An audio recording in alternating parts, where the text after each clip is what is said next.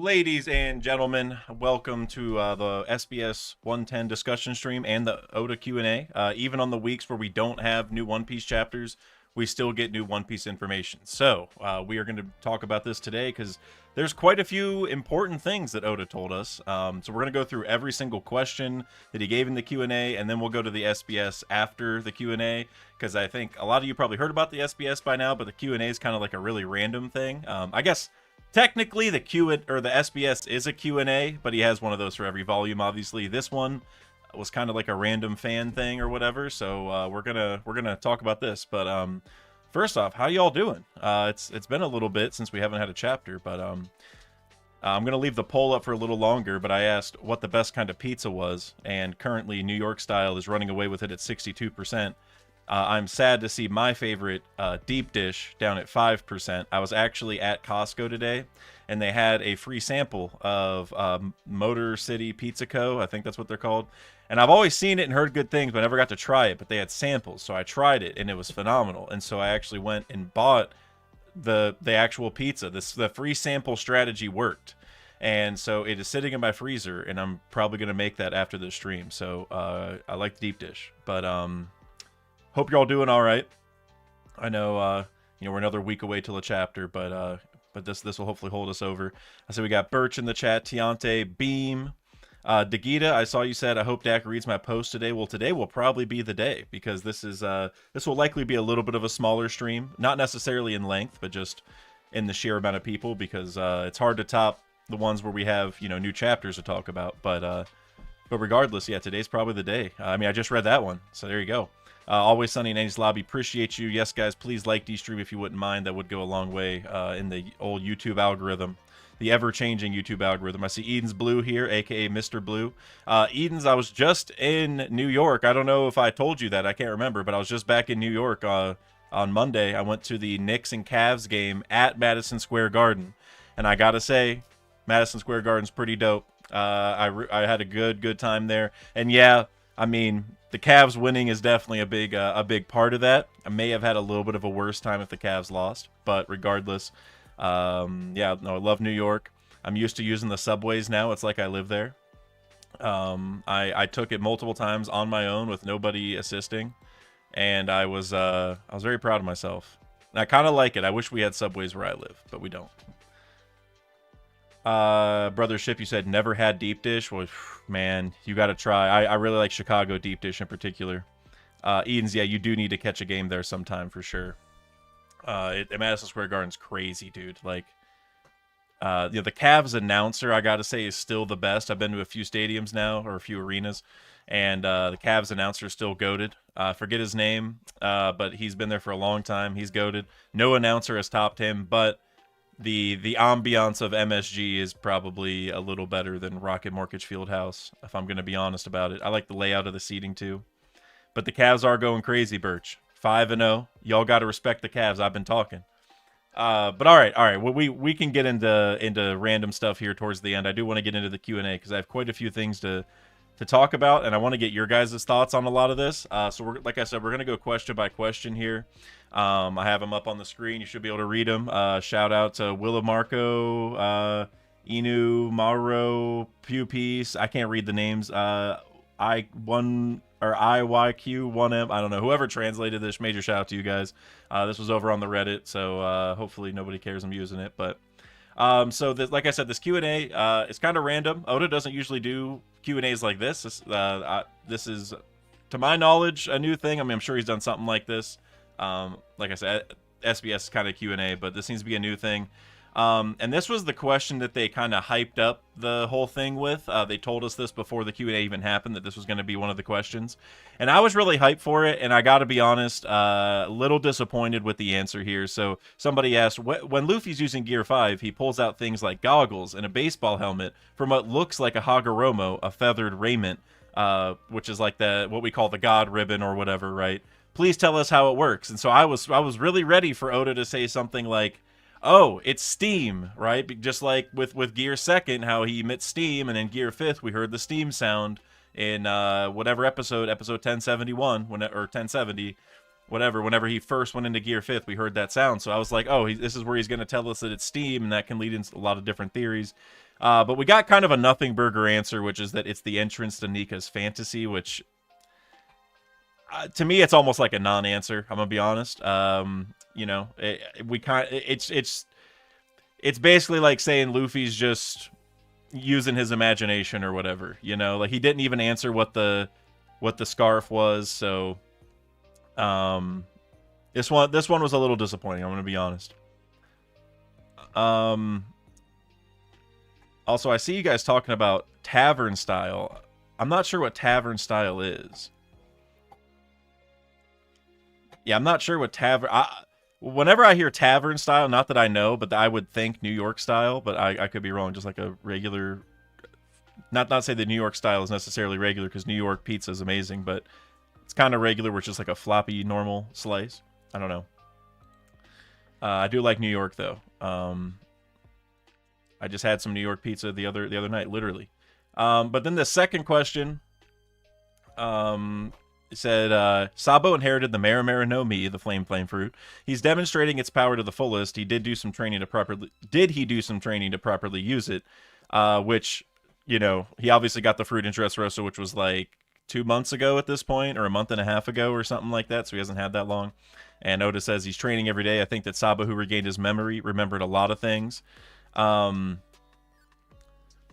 I mean, this is kind of just a weird question and answer to me, because, like, we haven't even really seen Sabo use the power that much. You know, we saw him go against Emu and stuff, but this seems like a kind of a weird question. If Sabo had awakened his fruit at this point, then I think it would make more sense, but this one was kind of weird to me. I'm sure Oda was very selective with the questions in terms of not picking ones that are too crazy and revealing too much. Now, he does reveal some crazy stuff later, of course, but these seem like kind of like fluff answers to me. Shout out Dexter in the chat. How you doing, man? I don't know what you just said, and I don't know if that's Japanese or what that is, but major shout out to you. Appreciate you for sliding in. Jason Reeves, you said you're going to be disappointed in 9 out of 10. I think I know which one that is. But I'm not number one. Probably disappointed me the most. But anyway. Question 3. Has Dragon ever lived together with Luffy? No, at least not in what Luffy remembers. He's different with Kuma because he's the leader of the Revolutionary Army, and if their parentage relationship is revealed, it'll endanger Luffy's life. I wonder what kind of feeling he felt when he was forced to leave his family, and what did he think when he saw his son in Logtown. And so this one I think is important because of my recent video regarding Luffy's mom. So if you guys didn't see it, it's kind of a long video, but the summary, I guess, is that I think Luffy's mom was probably a celestial dragon, and Dragon probably visited her all the time because he probably has the wind fruit or whatever. But he probably did it in secret. And then when Luffy was born, something went down where Dragon had to take Luffy away, and it was before Luffy was conscious to remember that experience in Marijois very well. And so I was hoping that Oda would say like kind of. But he still threw me a bone here by saying no, at least not in what Luffy remembers, which is exactly what I say, where like they technically did live together a little bit. It's just that Luffy was too young to remember that time period, and ever since he was kind of fully conscious, he probably was with, you know, Fuchsia Village or Dadan or whatever. And yeah, Beam, you said forced to leave his family is really important wording there. It is. Because it's like, you know, it's telling you that at some point Luffy was forcefully, you know, separated. And I guess Dragon was too, to a degree. Because you know, like, I don't know at what point in the time frame, but like, obviously Luffy's mom was with him for some time period. She's not around anymore. You know, there's a lot there, so I agree. That is a very important thing, especially in regards to my theory, not just trying to keep plugging that. I mean, a lot of you guys here probably already heard it anyway, but that is basically what I think happened is Dragon, like, Luffy's mom, being a Celestial Dragon, probably did something that would get her executed by Celestial Dragons, like Mjosgard did, and thus Dragon would have had to take Luffy away because maybe he would have been executed, or just wouldn't have been a good place for him to live, or whatever. So yeah, I think this one's actually really, really important among all of the other answers. Probably not the most important. Question 9, I think, for sure. It's probably the most surprising answer of all of them.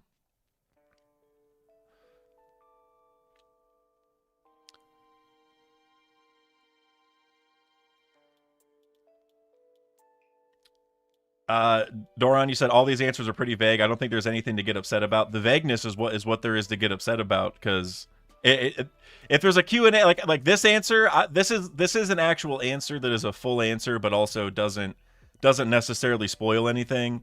Like, if you go back to question 1, it's literally like, please tell us how the Hagoromo scarf works, and he does. That's not really the answer. You know what I mean? Like, he's sidestepping that one. So I wish they wouldn't have even done that question. I wish they would have done a different one, but regardless, this is another one that they may have not have even answered it. But the question is, the ship of Blackbeard. Can't speak. The ship of the Blackbeard pirates is named Saber of Zebek. Does it have any relation to Rox D. Zebek, as a lot of us have been wondering? And the answer is, Zebek is the name of a sailing ship, so it could be a coincidence, or maybe not. I mean, Oda, like, you know, we know what the deal is, you know, like, that we know that it's not a coincidence. You can just tell us, or tell us at least, yeah, I'm going to reveal that later. I'm going to throw something else on screen real quick. If you go back to Road to Laugh Tale, that came out like 2 years ago, I think. They mentioned this in that thing too, and they said the one who uses Zebek's name, Blackbeard's ship, is known as the Saber of Zebek. Is there some deeper connection here? Like the question was literally asked over 2 years ago in Road to Laugh Tale, and then they ask it again here, and Oda just basically answers it just as much as he did a couple years ago. So I'm just gonna go out on a limb and say it absolutely does connect to Zebek. I don't know if it's Zebek's ship, or if it maybe like uses part of Zebek's ship, like, you know, like maybe Zebek's ship got ruined, but they took part of it and made a new ship with it, and so maybe the Klabautermann transferred. I don't know. I'm just making stuff up. I don't know. I think it's pretty clear though that's gonna be his ship. Now, the other thing though is I think a lot of people presume that the Saber of Zebek is like the ship that we've seen over and over. Like the one that's like the log raft, but that's not actually confirmed yet. At least to my knowledge. Yeah, we only know the name. It hasn't actually been confirmed that that's the ship. So because we know he's had log rafts before. Now, could it be that one? Maybe, but we haven't seen a panel where the ship pulls up and they say that. So that's another important thing. But I hope it's like a cooler ship that we just, you know, is better than the log raft nonsense. I see Kush Daddy in the chat. Appreciate you sliding in, my man. Birch, you said, here, let me not give you a direct answer 10 times in a row. Exactly. Now, none of them are too direct. Question 9 is about as direct as he can get. But yeah, why even have the Q&A if you're not going to answer them, you know? But at least it gets us discussing it, right? All right, next question. The Kumasari, the Divine Departure attack that took out Kid in one hit, was that move taught by Roger, or did Shanks learn it by imitating him? He remembered it because he always looks up to Roger. It's not just something that anyone from the Roger Pirates can imitate, so Shanks' talent is quite astonishing. So just kind of hyping up Shanks here, just saying that, you know, he learned it himself, I guess, or he saw Roger do it and imitated it.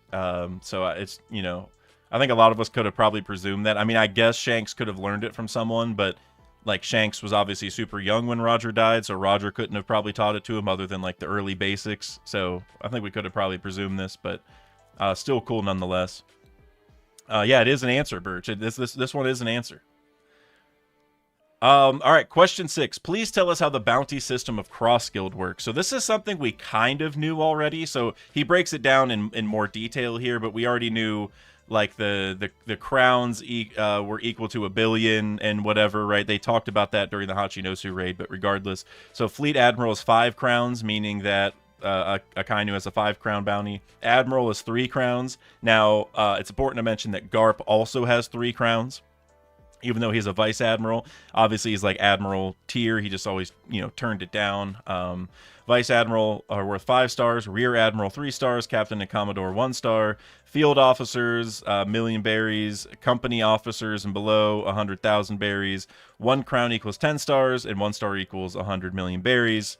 And then he said famous Marine special case. And so yeah, so with 1 star or 1 crown equaling 10 stars and 1 star equaling 100,000, it means that 1 crown is equal to 1 billion. So yeah, so all the admirals are worth 3 billion, Fleet Admiral 5 billion, Garp is also worth 3 billion. I think Kobe was a 5-star, right? What was Kobe a 5-star? Did he get a famous Marine special case? Okay, so that's, yeah. So Kobe and Garp both got elevated due to the special Marine thing. Barnacle Boy, you said, I mean, isn't this like a promotional thing? If it was up to Oda, I feel like he wouldn't answer these questions in the first place. I presume, but he does these anyway with the SBS, so it's like, I mean, to some degree, he has control over this, I would think. Personally, I think that the reason why we're getting a lot of important information from Q&As like this and SBSs is because Oda has probably realized he's not going to be able to get all of the information out in the manga. He's already trying to finish it, quickly, but he's struggling because he said 3 years ago, or he said it would end in 3 years. 3 years ago, I mean, 3 years left, 3 years ago. And he's always been bad with the timeline thing so I think he's trying to chop off some of the manga time here by giving us a lot of this in these formats. So I think he has some control over doing these. I don't think it's like purely promotional. I'm sure he's like, all right, guys, I got another little bucket of info I gotta drop. So where are we gonna do it? So anyways, question 7: as the 10th ship captain of the Blackbeard Pirates, what kind of work does Kuzan actually do, and does he have subordinates? And whenever I read this question, I was thinking that they're asking like, what role does he have on the ship? Like, is he a cook or whatever? That's what I was hoping we'd get an answer for. Not that I even have a guess for what he would do. I have no idea. But Oda answers, he has subordinates. He's not the type to obey everything Blackbeard says. For Kuzan, being part of the pirate crew doesn't necessarily mean he must do evil deeds. Rather, it implies living freely. However, as a member of the Blackbeard Pirates, it seems he has also caused many casualties. And I feel like this is something we could have also probably presumed. That Kuzan, he's not a part of this necessarily to be evil, but he gets to be free. He gets to chase his dream or his goals or whatever it is, right? It's all about agendas, as Blackbeard said. And I think they're just kind of, or Oda is building on to that and just saying that's pretty much what it is. And yeah, as a part of being on Blackbeard's crew, you're going to do some bad stuff. It kind of goes hand in hand, right? It's going to be hard to not do some bad things here or there if you're with Blackbeard, but it's not that that's his goal, right? And I think we pretty much knew this. Straw Hat Kufi said pizza fries underrated. Totally agree. Oh, they are so... Anything, honestly, with sauce, cheese, and pepperoni can be made amazing. I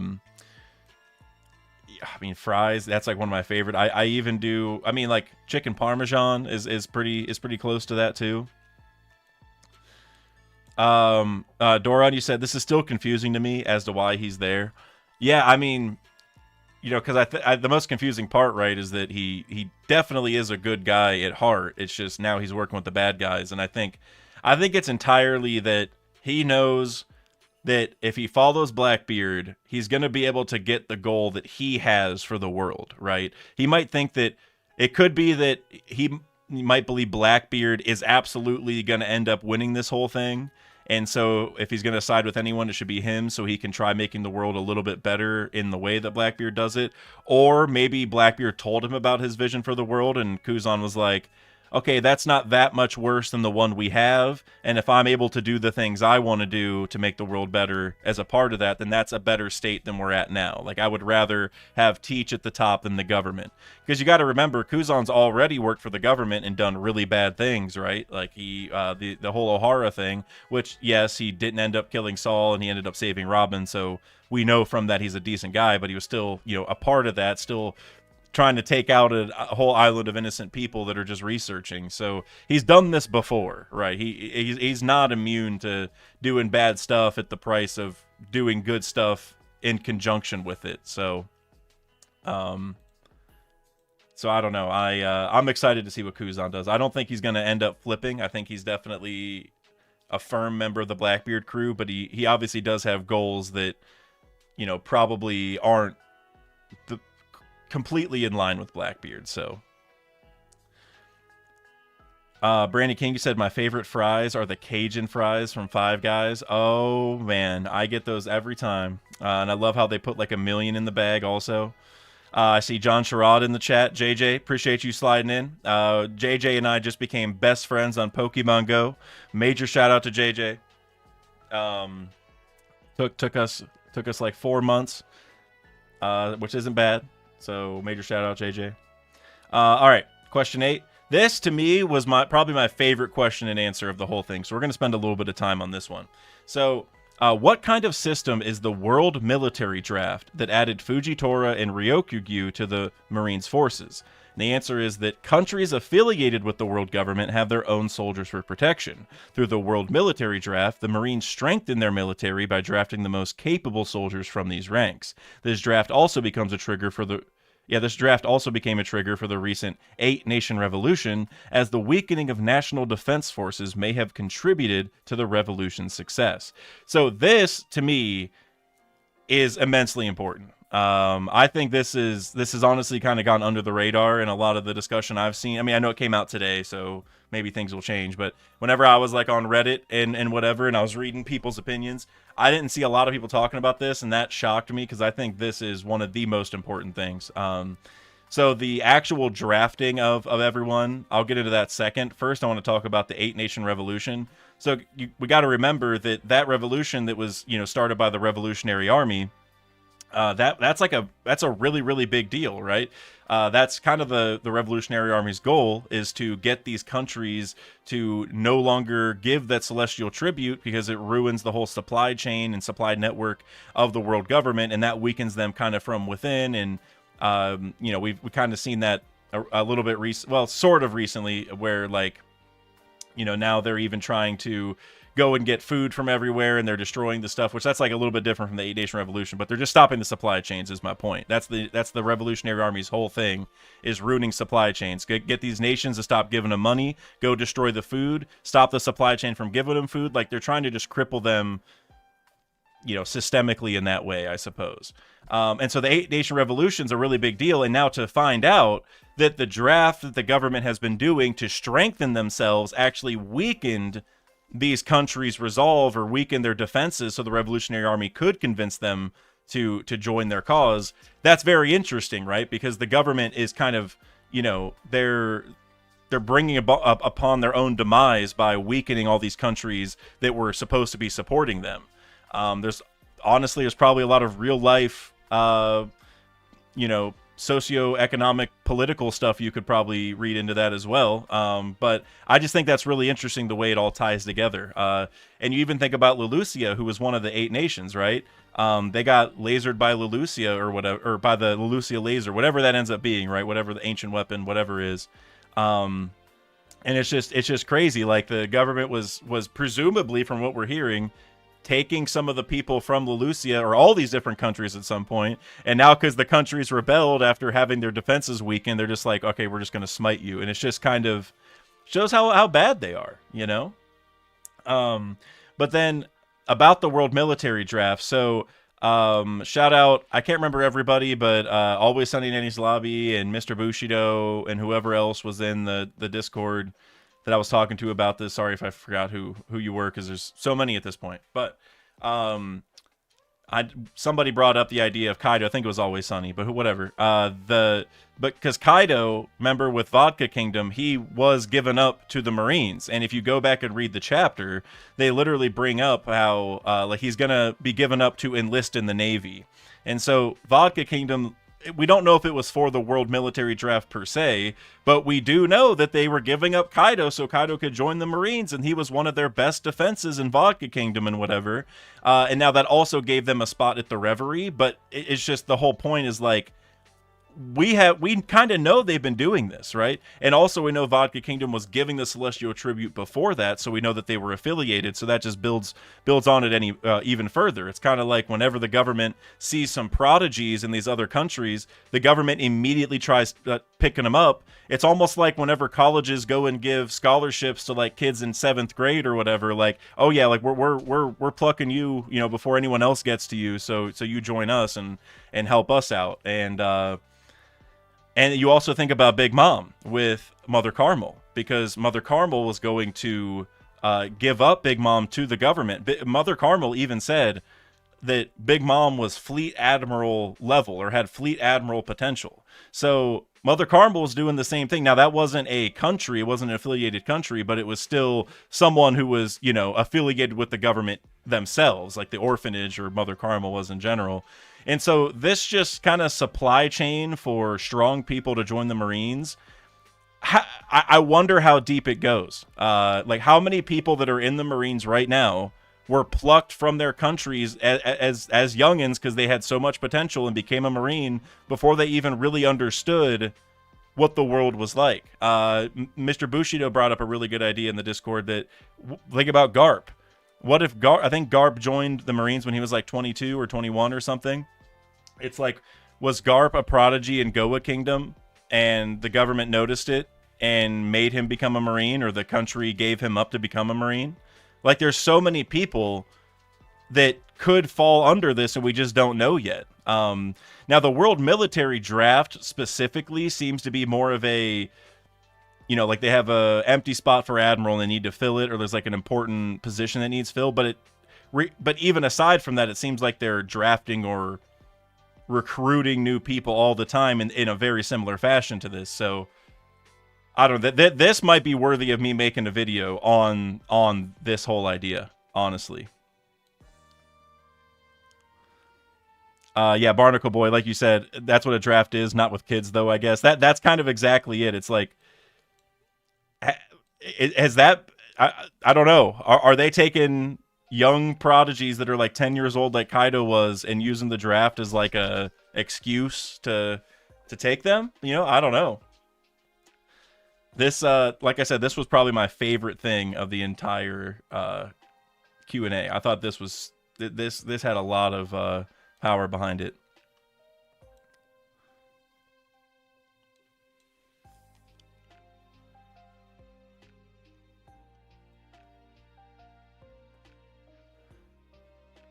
Beam, you said the fact they're pulling soldiers from affiliated kingdoms, but not necessarily strictly loyal soldiers, seems like a recipe for more Fujitoras. Exactly.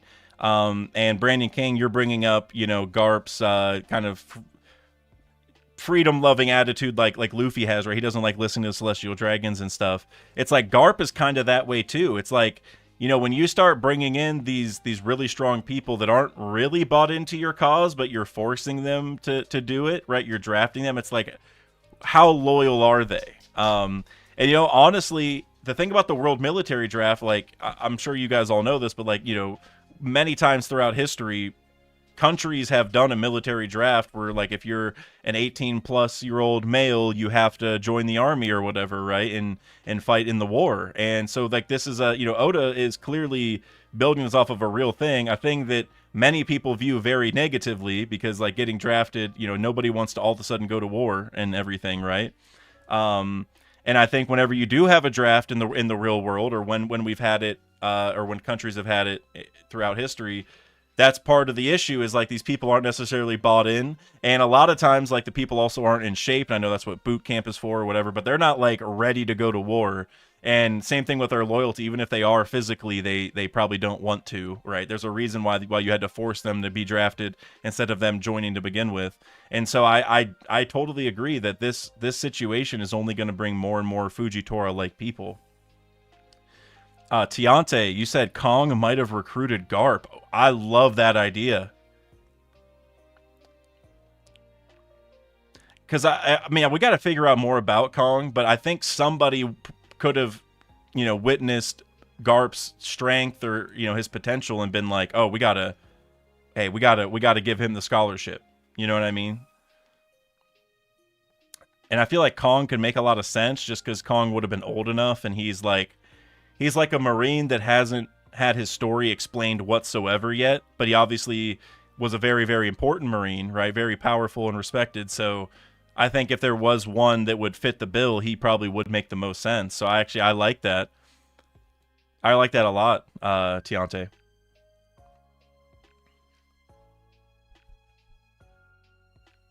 Always Sunny Nice Lobby said, also shows how different Kobe is than other Marines. He joined on his own. He wasn't drafted. That's so true. It's like like if you get drafted, you're gonna have obviously you might be against the government or not want to partake. But then you have people like Kobe who want to protect people so bad that they join regardless and kind of don't listen to the rules, but for a different reason, right? Some people don't even want to be there and they may not listen, or they may just not like the government. But Kobe's kind of like, you guys aren't even doing the right thing. And I think that collection of like different perspectives is going to end up being a major factor in the end.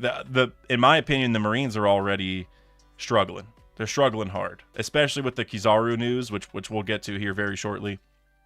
But that Marines need some help. Geo Boozy, you said link for SBS. If somebody wants to put it in the chat, feel free. But it is, I just found it on Reddit. Reddit has both the Q&A and the SBS like nicely organized. Soulflake, you said, do you think that Garp tried to be a pirate and it didn't work out? Maybe he had a bad experience, so he hates all pirates now. Love that idea too. Absolutely love that. Shout out Mr. Bushido again for like the third time, because he mentioned something like that. Honestly, Bushido, I don't know if you're here, but I didn't read the message yet, but I know that was the topic. I just got busy. But yeah, I think that idea is really good because Romance Dawn, remember the one shot, well, Oda made several one shots before he made One Piece, but one of them was called Romance Dawn, and in Romance Dawn, Garp was a pirate. And now Oda did clarify in SBS, like, hey, that is not canon. That's a totally different universe. Don't count it. But obviously, Garp being a pirate at some point is, or was, on Oda's mind. And now we obviously know him to be, the legendary hero of the Marines. But if he started as a pirate and it failed, that's also an inversion to some of the other examples we've seen, where people either change careers or, you even have Drake, who's like a double crosser, which is a totally different thing. But we've seen people have the crossover between Marines and pirates several times, is my point. And so for Oda to be a reverse, I love it. And I don't know. I like the idea so much. It's almost video worthy. I just there's got to be more to it than that. Like, I wonder, like, what would have made him, stop and then go join the Marines? Like, that's kind of where I'm at. Is like, what is the big climax that made him realize the pirate's life isn't for him? Like, what bad thing did pirates do? I don't know. Or I'm just trying to think, like, did Rocks beat him real bad one time or something? Like, but even then, I mean, Roger was his rival more so. Like, when God Valley happened, Garp wasn't even going to go until they said Roger was there. So Roger's obviously his main thing. So I don't know. There had to be something pretty serious, I feel like, for Garp to change careers like that. So I got to think on that more. So I don't know.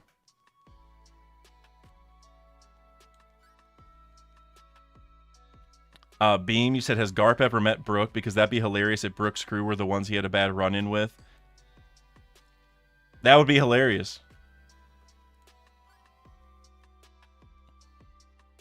I'm trying to think on how that would work. Because, like, I don't think they would do something terrible that would make Garp stop being a pirate. But at the same time, maybe they were like singing one day, just jamming out all day, and Garp's like, aren't you guys gonna like go do something? And they're like, no, this is what pirates do. And maybe Garp was like, there's not enough here. Like, it's not even that he like hates them, it's like they're lazy or something. I don't know. That I doubt that would be it, because Garp's a fun-loving guy, but if it was Brook's crew, I think it had to be something like that.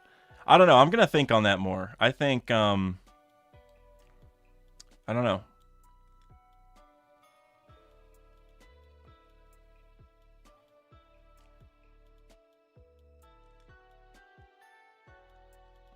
Doran, I agree. Brook's a time bomb of revelations waiting to happen. You think back to like the beginning of Egghead, I think, when he said that he never heard anyone speak poorly of the leaders of Alabasta. I'm like, please, like, Brook, I need more of that. I need more of this 50-plus-year-old lore about, how what people thought of the world or what the world was like. Like, please, Brook, I'm ready at any moment. Always Sunny in Annie's Lobby, you said, what if the Revolutionary Army commanders are former draft candidates that Dragon found before the government could draft them? That's interesting. That's really interesting because, like, they were even fighting the admirals, at least like Morley was, you know, and I guess Sabo did clash with Fujitora, but that doesn't really count. But like they were kind of clashing with the admirals at Marijwa, and it's kind of like for them to be on that level sort of, and Dragon just scooped them. That's interesting. And it actually, I really like that the more I think about it, because the idea, I think, would be, I don't know if it would necessarily be that those people were candidates in the sense of like, I don't think they were publicly announced candidates, but I do think that Dragon could have gone to the countries, like whatever country Morley is from, the government probably already took people from it in the past to weaken it, so it was struggling. And so Dragon probably went there to help them, and that's what liberated that country. And maybe when that happened, Dragon noticed that one of the people in that country had like a lot of potential, and that's how he got his commanders. So like maybe Morley or whoever would have eventually become a candidate, but because Dragon went and liberated them and became friendly with them, Morley was like, I'm going to work for you instead. Like, I don't care what the government's going to do. So actually, I really like that idea right there. It just makes perfect sense that Dragon would have got his commanders from liberating other places. Like, that's how he got Kuma. It's literally exactly how he got Kuma. Kuma was kind of the star of Sorbet Kingdom, right? Like, he was the strongest one. And he was probably strong enough to beat, you know, King Bakori himself and whatever. But Dragon came anyway, and that's how they started the Revolutionary Army. And so if the other commanders are the same, I love that idea. I love that idea. Shoot me a message if you're going to do a video on that one, because I like that. I got several Dragon ideas that I want to make videos on. I need to get started on at least one of them. But yeah, let me know, because that's a really good video idea. This whole draft situation, I want to do a video on in some way, shape, or form. I love that idea. I might do the Garp idea. I don't know. There's so many good ideas right now. But Kush Daddy said we don't even know where the Rumbar pirates are from, if they were also soldiers in this convoy. That's true, because Brook was the leader of the convoy, and that's another. Like, what if? What if Brook was picked in the world military draft, and that's how he became a pirate? Is he's like, I'm not joining the Marines, I'm setting sail. If that, oh my God, if Brook did that, he's already my favorite character, but he'd get, I don't even know if that's, there's no way that's it, but if that is it, then that would, oh man, I can't even get over that. I love that. I mean, if Brook was the leader of a battle convoy, he would have been the strongest in Taroa Kingdom. I don't know, man.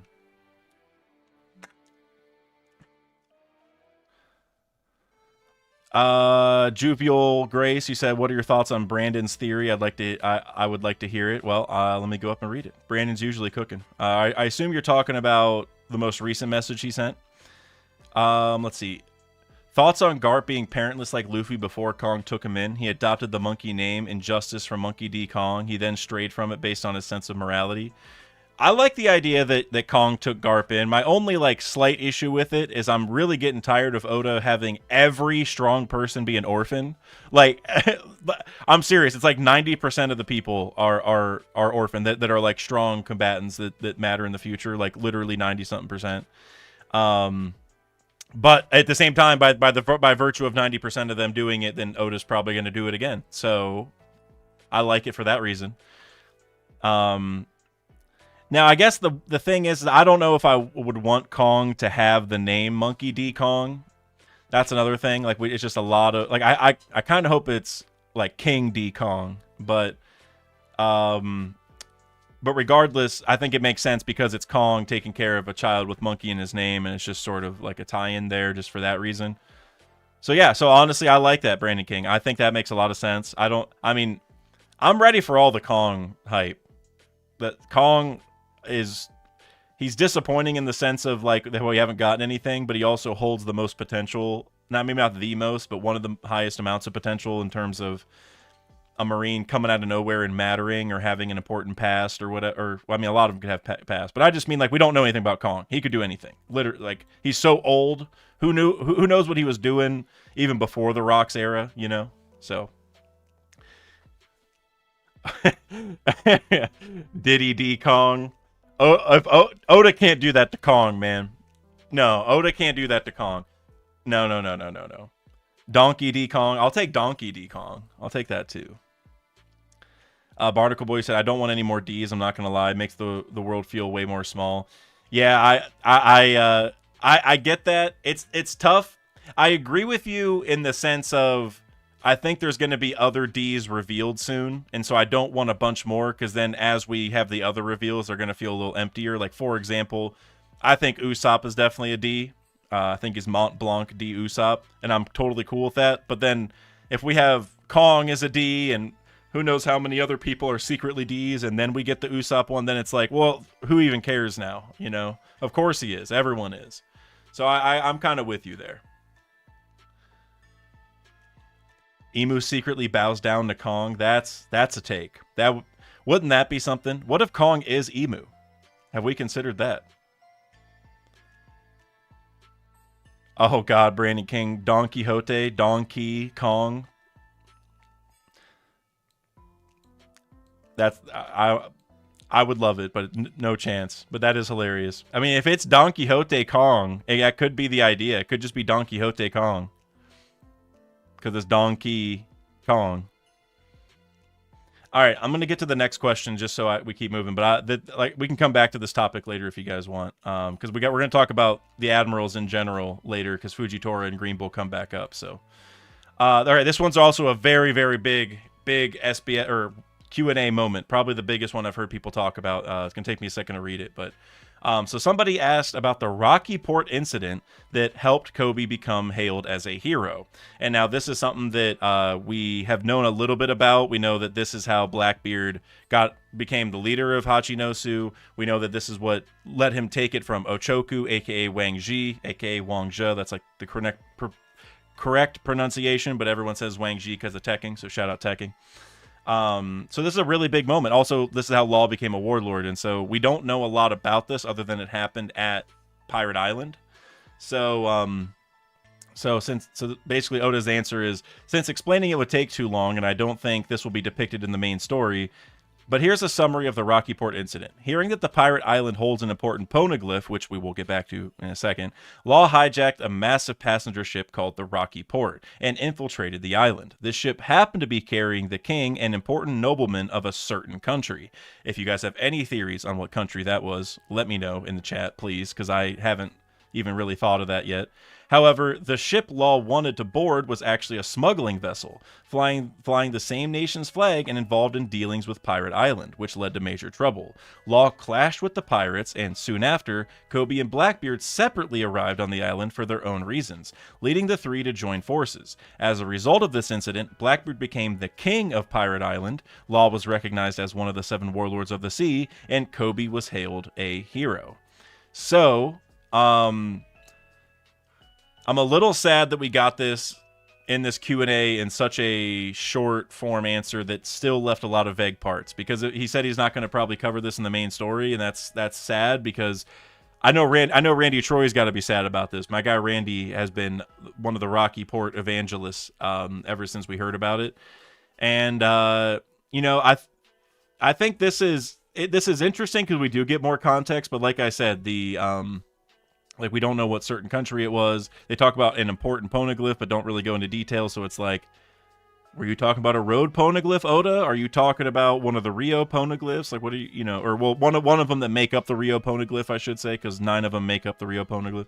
Like, what is it? Is it one that was talking about Uranus? Because we don't know where that one is yet. Like, which one was that? So, I mean, like I said, I'm just a little sad we got this here, but. Sam Fisher with the $5. I see you talk about Rocky Port, so I'm gonna get to this one. Appreciate you for the super chat, Sam. Frankly, the Rocky Port thing is the most important bit of information. I would actually say it's more important than any of the stuff in SBS 110. You know, it's tough because, well, the stuff in 110, the Kizaru thing, I think, is extremely, extremely important. But this is definitely the meatiest thing in terms of, like, we've been waiting for this reveal this entire time, or like to hear about the situation, and he just kind of info dumps us, right? So I agree from that aspect that Rocky Port is the thing we kind of needed the most. It's like the meatiest event that, you know, that he talked about in all of these things. But here, let let me see. I want to go down and see if anybody has any ideas for the country, because that, to me, that's what really makes this big, is what country that was. And like I said, the poneglyph. Because, so it said that hearing that Pirate Island holds an important poneglyph, if we find out that's the missing road poneglyph, that would kind of imply that Wang Ji is the man marked by flames. Now, the reason I don't think it's that one is because Blackbeard talked about the missing road poneglyph, right? He was like, the man marked by flames has it or whatever. And it's just, you would imagine that by this juncture, like he would know or whatever, right? Like there's no hide. It would be Wang Ji at this point. It wouldn't be the man marked by flames, this mysterious person. I think they would know. So I'm leaning towards it being the poneglyph that has Uranus's location. I see Always Sunny appreciating that idea. Thank you. The reason I think it's that one is because, well, there's a couple reasons, but so we know, Robin read the one in Skypiea that talked about Poseidon's location. She read the one in Alabasta that talked about Pluton's location, but we don't know if she has read the one that talked about Uranus's location. However, we kind of do, because if you go into the manga, not the anime depicted it differently, so you have to go to the manga for this one. Whenever Robin talks to Neptune, Robin is the one who brings up Uranus. Robin is the only one in the manga who has said the name Uranus. If you go watch the anime, they have Neptune say it. I don't know why they did that, but in the manga, it's Robin. So Robin is the only one who said the name, so she obviously has read about Uranus somewhere before. And we also know that if you go back to Fishman Island, she surprised us by dropping the Poseidon knowledge at the very end. If you go back to Wano, she surprised us by dropping the Pluton knowledge at the very end. So she's probably going to come into the end of Elbaf and surprise us with Uranus knowledge, and it might be because she read this one. Now, the question is, how did Robin read that one? Which one was it? She's only read so many of them. Where did she figure it out? My guess is that it's the one she found in the forest as a child. Remember when she was like 8 years old and she was running from everybody and she found a poneglyph as a little kid? So this was like 20 years ago. I think it was that one. It could also be, now that's my favorite idea, but it could also be the one Jinbei found. Because the one Jinbei found, remember, it was underwater. So I don't know how that would tie to all this, because like if this, how would this be there? Because he found it in the post time skip, so that means that the poneglyph that was on Hachinosu would have had to end up in the water, and that, I don't know if that makes a lot of sense. But I just say that one because Robin read that one, because Big Mom ended up getting it. We ended up getting rubbings of those. It could also be the other regular one that Big Mom, well, I guess, no, she wouldn't have lost them, so no, it couldn't be that one. But the Uranus one could be that one, I guess is what I'm saying. But as far as this one, I'm leaning towards the one that Robin had when she was a kid, because then it could be that Wang Ji went and found it or whatever, and then he just took it in. Always Sunny said if Rox had it then died, it would make sense someone on his crew took it. Yeah, I mean, well, he could have had it there and just left it there, right? My theory on Wang Ji, see, I almost dropped it a year ago, which is crazy, but my theory on Wang Ji is that he betrayed Rox. I think that Wang Ji basically let the government take the treasure of Hachinosu that was brought to God Valley. I think that was all the Wang Ji thing. I think Wang Ji wanted Rox to lose because he wanted to take over Pirate Island. And so if there was the poneglyph there, it could have been there this entire time. Now that does throw the Uranus part of it out of the equation, because then the poneglyph would have been there since all the way back then. So Robin wouldn't have been able to read that one. But assuming Robin has read the Uranus one, then it couldn't be that one because she wouldn't have read it. But you know what I mean. So I don't know, man. There's a lot here that could come out of this. Brandon King, member for 12 months, a year of daculousness. What if the kingdom is Goa? Thank you, Brandon King, member for 12 months. That's amazing. A whole year of daculousness is a lot. Thank you for withstanding all of it and still being here. What if the kingdom is Goa? So you're talking about here the king and important noblemen of a certain country. And you also, I see earlier you said Instelli is involved. That's interesting. I think my only maybe pushback would be Stelly should have said something at the reverie, or like you would imagine he would say something. Like, he's kind of pompous, so he might say like, Like, did you guys hear about how I almost got killed by some terrible pirates a year ago or whatever? Right? Like he would, or like whenever Garp yelled at him, maybe he'd be like, have more respect. I almost got taken out because you Marines couldn't protect me a year ago. Like he would have, Oda would have found a way to rope it in, I feel like. So that's maybe my little bit of pushback. But he would kind of make the most sense just because he's like a very plot relevant person, or like Goa is very plot relevant, I should say. Now they did say that the ship Law wanted aboard was actually a smuggling vessel, flying the same nation's flag and involved in dealings with Pirate Island. So it had to be a smuggling vessel that's working with Pirate Island. So like, what country would have been doing that? I mean, like Stelly's definitely a bad enough person where he would have been working with Pirate Island.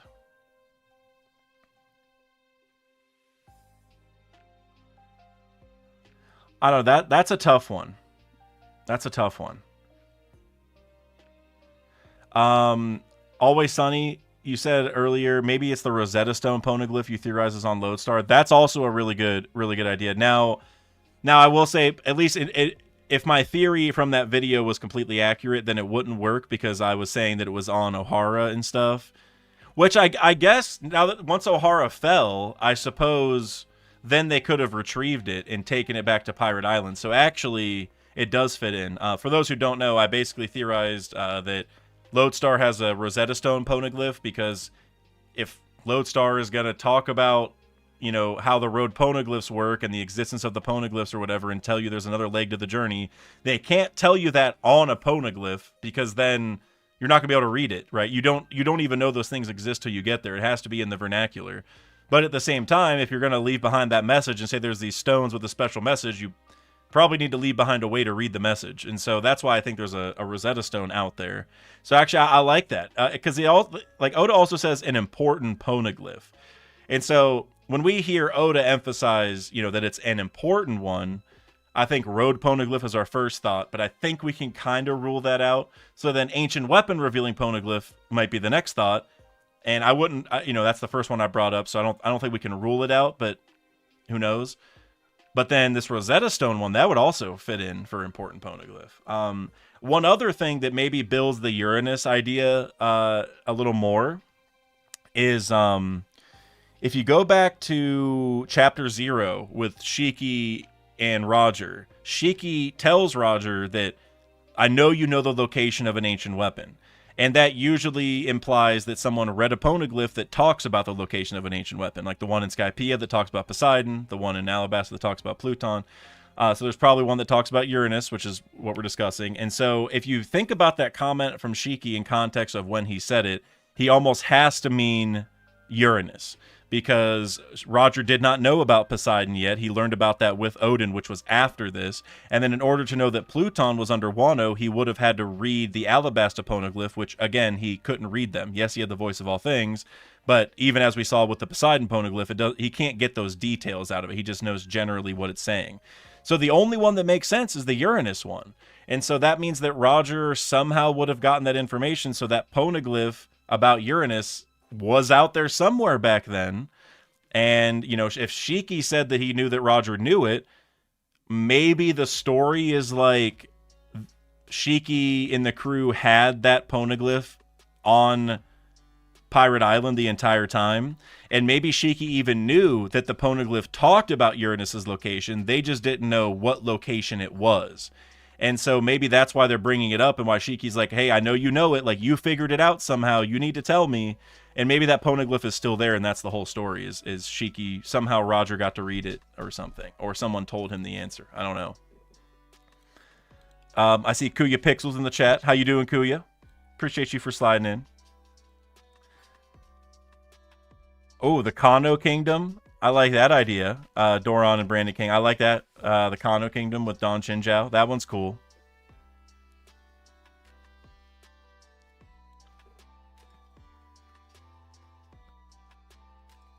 It's interesting because, like, they're already, like, Don Chinjiao was like a pirate, right? I mean, like, he, not really, but like kind of. I'm gonna look at it. I don't know what he was, because he was like a Navy leader, but like, I mean, obviously Don Sai is now like a pirate, but yeah, former pirate. Yeah, so that actually makes sense that he would have like retired to the Hapo Navy, but still had his pirate connections and then done that. So actually, I really like that. Makes a lot of sense, actually. All right, I'm gonna move on to the next one just so we can keep things moving. We're already an hour into it, which is crazy. This one I thought was kind of lame. During the God Valley incident, Saint Garling went and confronted the pirates. But how strong are his combat abilities? He's strong. There's a reason for his strength. I mean, you know, that one, that didn't even need to be in the Q&A. I'm gonna be honest with you. That one, I don't know. I don't even know. That we could have presumed this 100%. If someone asked me this question, I could have came up with that answer, you know. But I think there's a reason for his strength is maybe like a, you know, I don't even know if hint is the right word, but like we already know there's gonna be something that makes him really strong, but maybe it's something new that makes him really strong, like something we haven't seen before. I don't know what that would be. Hopefully he gets a transformation from you know, like the Gorosei and stuff, like the Gorosei have, and maybe that makes him stronger. I don't know. All right, I'm gonna get over to the SBS now because that last question was not that crazy. Let me. Is this gonna? Cool, I got it. I got it all set up. Look at that, guys. Knack Reacts, member for 5 months. Appreciate you. You sent the member message. What up, gang-a-lang? Appreciate you, Knack Reacts. Thank you for the support as always.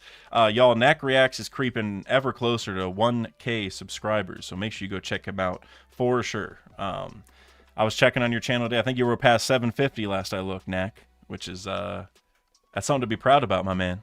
That's big time. That's real big time.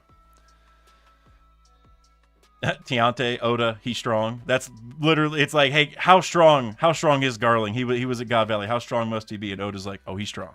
Oh. Knack Reacts again with the Canadian $7. Appreciate you, my man. It's always sorted numbers because I'm Canadian. I don't know. Nice to see you again, brother. Appreciate you, Knack. Thank you, seriously. Yeah, it's always like $6.99, and I'm like, why are you sending me $7? You know, that's like usually it's a nice rounded off, you know, $5, $10 amount. But hey, I'll take the Canadian 7. Appreciate you, seriously. And then Kuya, member for 13 months. Look forward to next week's chapter. It'll help. Man, I need it. I need next week's chapter, and hopefully, let's see. So yeah, we have a chapter next week. Hopefully we don't have a break. And hopefully if we don't have a break, the chapter drops early, because I have an eye appointment 2 Thursdays from now, and it's in the afternoon. I couldn't pick another time, really. So hopefully that doesn't get in the way. But the Neck Reacts, again, with the Canadian $2.79. Thank you. You're a GOAT. Hey, bro. No, thank you. Thank you for the support, bro. You deserve it. I mean, and all the subs and stuff you're getting on your channel, that's all you, man. You know, you earned that. So major shout out to you, man. Well deserved. And just all I ask is you keep cooking, keep going. Once you hit 1K, you get monetized. You're gonna feel a whole new sense of motivation. Angel or Angel, do you think Kizaru is stronger than Akainu, or no, same power? I think Akainu is definitely above. And that's no disrespect to my boy Kizaru. Kizaru is my favorite admiral and has been since day one, and I will stand by that. Especially after we get into the SBS questions, I'll stand by that even more. I'll stand on top of it. I'll stand on business. But Akainu, the narrative backs Akainu, so there's nothing I can really say. Akainu is clearly the top Marine right now, so I gotta go Akainu. All right, let's get into the SBS. So first here, we got like a joke question. I'm just gonna skip that one. Then we got Oda Sensei about Yamato who ate a devil fruit because of hunger. What did the child Yamato's beast form and human beast form look like? It looks like this. And so we get to see child Yamato activating the Inu no Mi model something Makami. I can't remember exactly what it's called. I'm gonna look it up real quick. I just said it in a video, so I'm really mad I can't remember.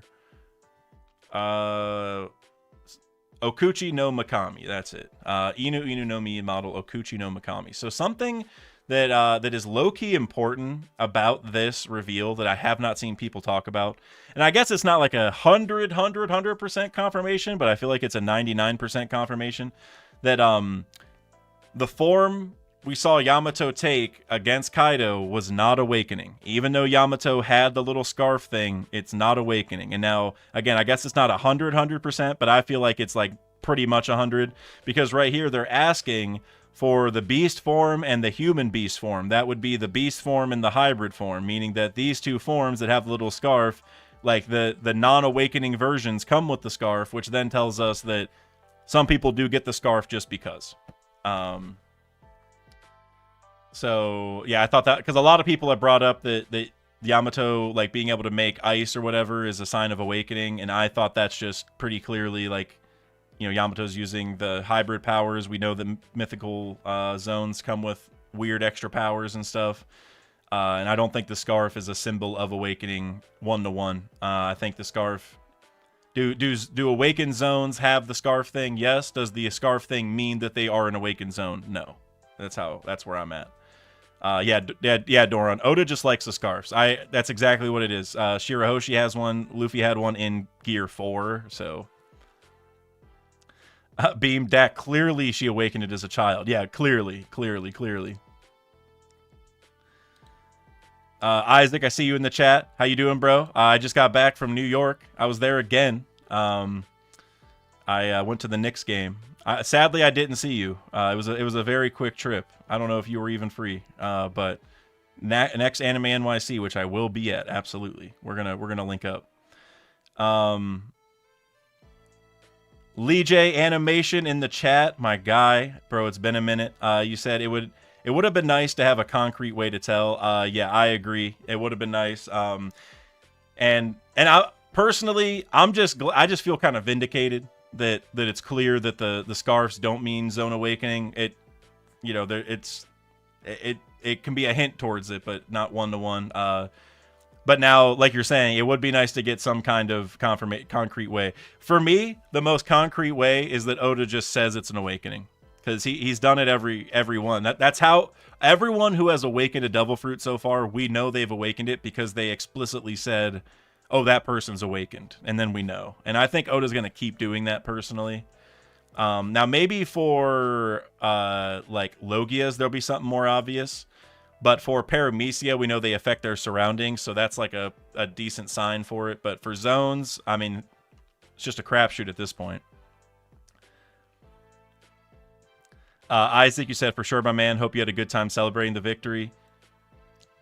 Isaac, I had an excellent time celebrating the Cavs victory. Cavs are 5-0, man. I feel so vindicated. Anyway, I'm gonna move on to the next one here so we can keep moving. The Long Arm tribe has 2 elbows and 1 arm, right? Do each of those elbows have their own terms? Wow, this is a wonderful question. I'm very moved. I also love this question. These are honestly my favorite kind of questions. The lore ones are cool, and I know why people ask them, because like we want to get the big answers of the story, and I'm happy that Oda answers some of them, and maybe not some of them. He only answers halfway or whatever. But these are my favorite questions, because these are the things that Oda doesn't really have to talk about in the manga, but are still worth us knowing. So he says, yes, of course they have their own terms. The elbow closer to the hand is called the friend elbow. The elbow that's closer to the shoulder is called the love elbow. This seems to represent the emotional distance between you and your significant other. So Oda just has to roast the guy here, apparently, at the end of the question. But so I like I said, I love this. It's cool that they have their own terms, because it's just, I don't know, like, you can open and close your arm all you want, and it's like so both elbows can kind of do whatever they want. I don't know, man. That would be crazy. By the way, this guy honestly, both these guys here, Apu and I forget this guy's name, but the guy who kidnapped Brook and it turned him into a rock star, which I guess I can thank him for. But both these guys are sleazebags. I don't know if that's true for all the long arms. I know my guy Sai. I know he's like one of the biggest long arm haters. So Sai, you're probably not listening to this, but major shout out Sai, because he's been on that agenda.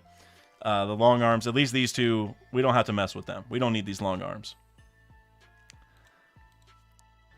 Kuya, you said Cavs are cooking. They are, and sadly they don't play tonight, but they do play tomorrow. They play the Bucks tomorrow. They're both Apu. One is Apu and one is Apu for sure. I'm gonna move on to the next one. This is probably the biggest one. This is the one we're probably gonna spend the most time on, I would imagine. In chapter 1103, Luffy was so hungry and couldn't move, but in chapter 1106, he became full. Who was it that gave Luffy the food? And this is something that I feel like everyone has been theorizing on or wondering, even post Egghead. We've been kind of wondering, like, all right, Oda, we still don't know who did this very important thing in the arc, right? And so I'm kind of surprised he answered it, even to the degree that he did. And he says, in chapter 1103, Luffy started to wolf down food. When Luffy said food, who was it that responded? Was it Sanji or Frankie, who was present near him? Kizaru and Sentomaru were also there. Whoever did it never got exposed, it seems. That action seemed to be done in the speed of light, that even the naked eye can't see it. Even I don't know who did it. The speed of light. And so for me, I feel like this is pretty much a confirmation that it's Kizaru. We were debating in the Discord yesterday. It's not, I guess, technically like 100% Kizaru, but like if he's gonna say speed of light multiple times, he's talking about Kizaru. It's got to be Kizaru. I'd be very surprised if it wasn't Kizaru. And I think that's huge, guys. That's who I had my stocks in. Like I said earlier, Kizaru is my favorite admiral, so I have no issue with this. I'm just a little surprised Oda told us here. And I guess it's hinting at a future, I don't know if betrayal is the right word, but maybe Kizaru is going to leave the Marines or something. Always Sunny says it was Loki. Imagine. All the way from Elbaf, tied up to the tree.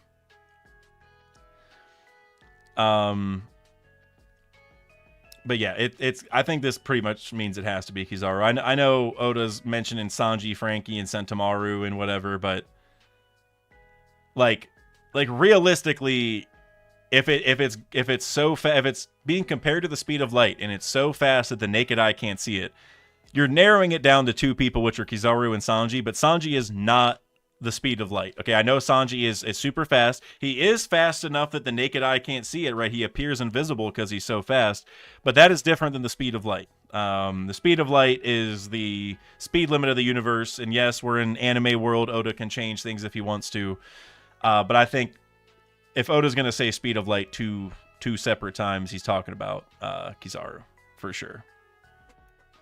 But now, what does this mean? Like, I don't know. Is what happens next? I guess is the question. Like, does Kizaru? I don't even know. Does he leave? Does he do more things like this? Does he, sabotage some more missions going forward? He still ended up taking out Vegapunk after this happened, right? So I don't know. Oh yeah, it was definitely an L. Yeah, beam. Because he would be the speed of light. Lightning would also count. So maybe you're right. Maybe. Angel, you said Kizaru could have easily killed Luffy. Confirmed. I don't know. I don't know about that. I don't know. I'm not confident enough to say that Kizaru was like holding back in the fight per se yet. I almost would want to say that Kizaru was not holding back, and that's what proved it to himself that Luffy is Nika and gonna save the world and stuff, because Kizaru's like if I was Kizaru, I'd be thinking, okay, if I'm gonna betray the government, I need to have 100% proof beyond a shadow of a doubt that you are Nika and you are powerful enough to take them down and all that stuff. And in order to take down the government, you're gonna have to take me down. So if I was Kizaru, I'd go all out and try to bring the best out of Luffy, I suppose.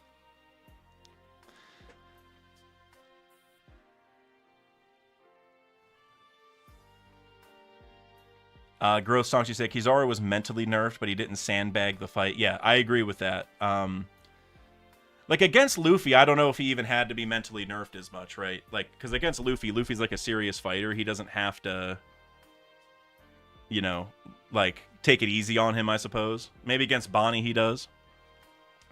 By the way, guys, I'm going to be right back. Sorry to dip, but just like 1 minute, I'm going to be right back. I just got to run to the bathroom.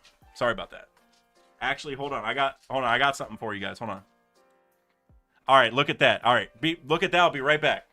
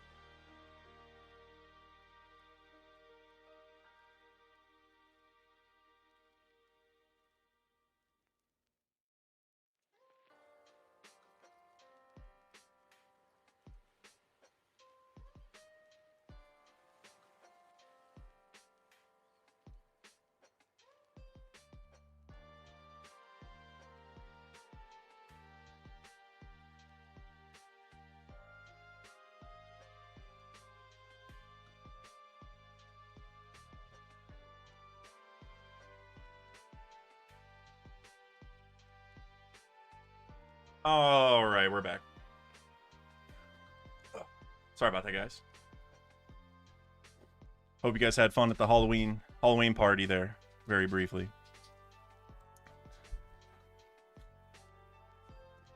Yeah, it is party time, Kush Daddy. I wish I had some fun Halloween music to throw on while I was doing that. Appreciate you guys for sticking around, too. Where were we? We're talking about Sanji. I can't remember what we were saying. I think about Sanji, or about Kizaru being nerfed. I think that's where we were.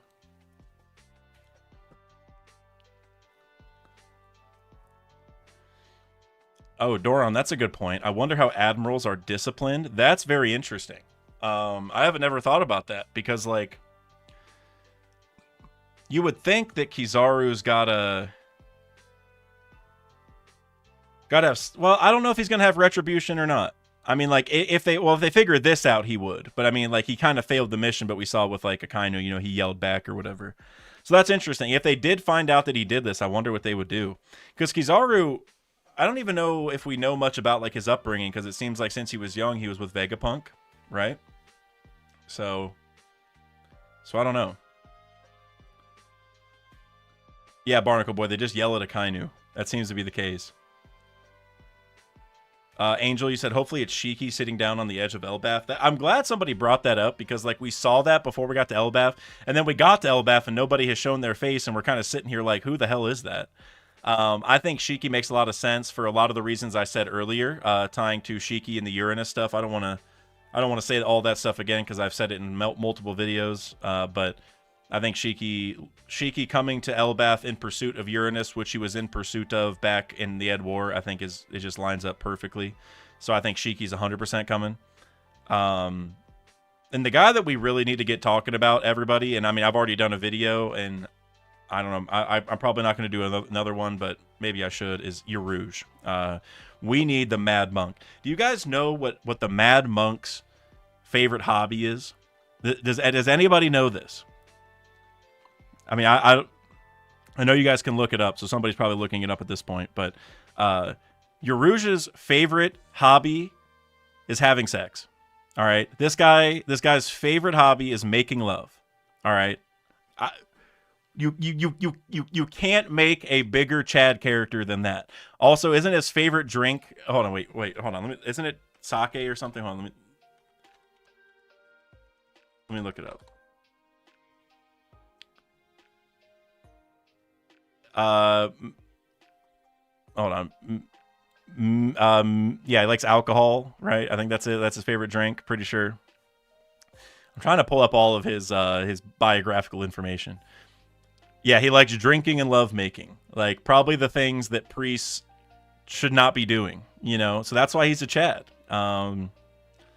He doesn't care about the rules, or he can be a good guy and preach the gospel while still doing his thing.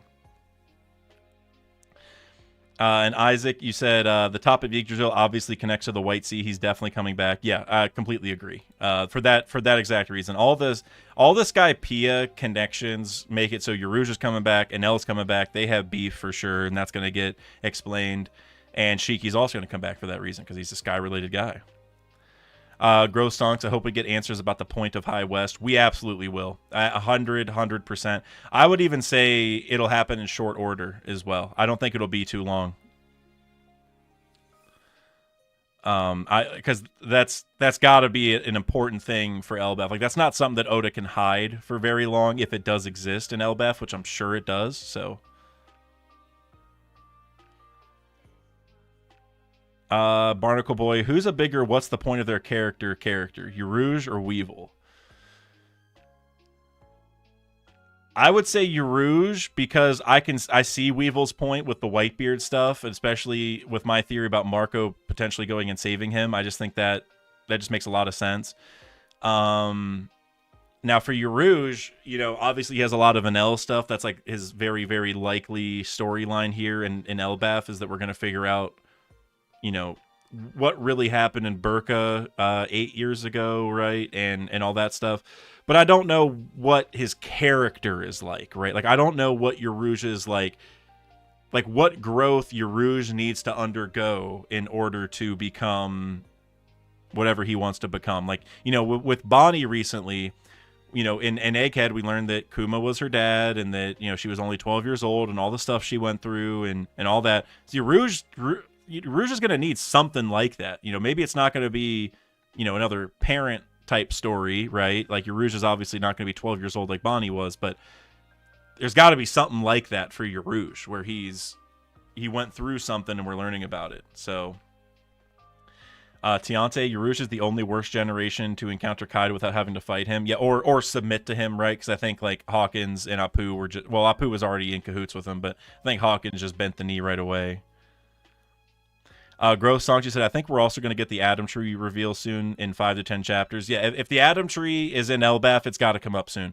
And honestly, if it doesn't come up soon, then that's just bad on Frankie's part. You would think Frankie should bring up at some point. Like, not that he knows for sure the Adam Tree is in Elbaf. I don't think he's never said that, but he did say it's like in the land of constant wars. And if anybody mentions at any point that, you know, there's always wars on Elbaf or whatever, and Frankie doesn't go, hey, have you heard of the Adam Tree? Like, Frankie, I really need Frankie to step it up. I'm gonna be honest with you guys.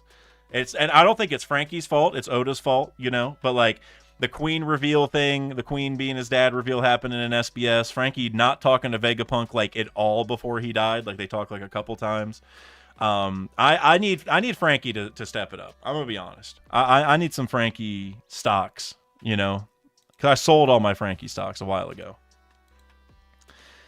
Jush World or Juice World, you said, question, where do you get this website for the 10 QA questions? I found it on Reddit. If you just Google Oda Q&A, I don't know, just Google that. It might come up right away. I found it on Reddit, so.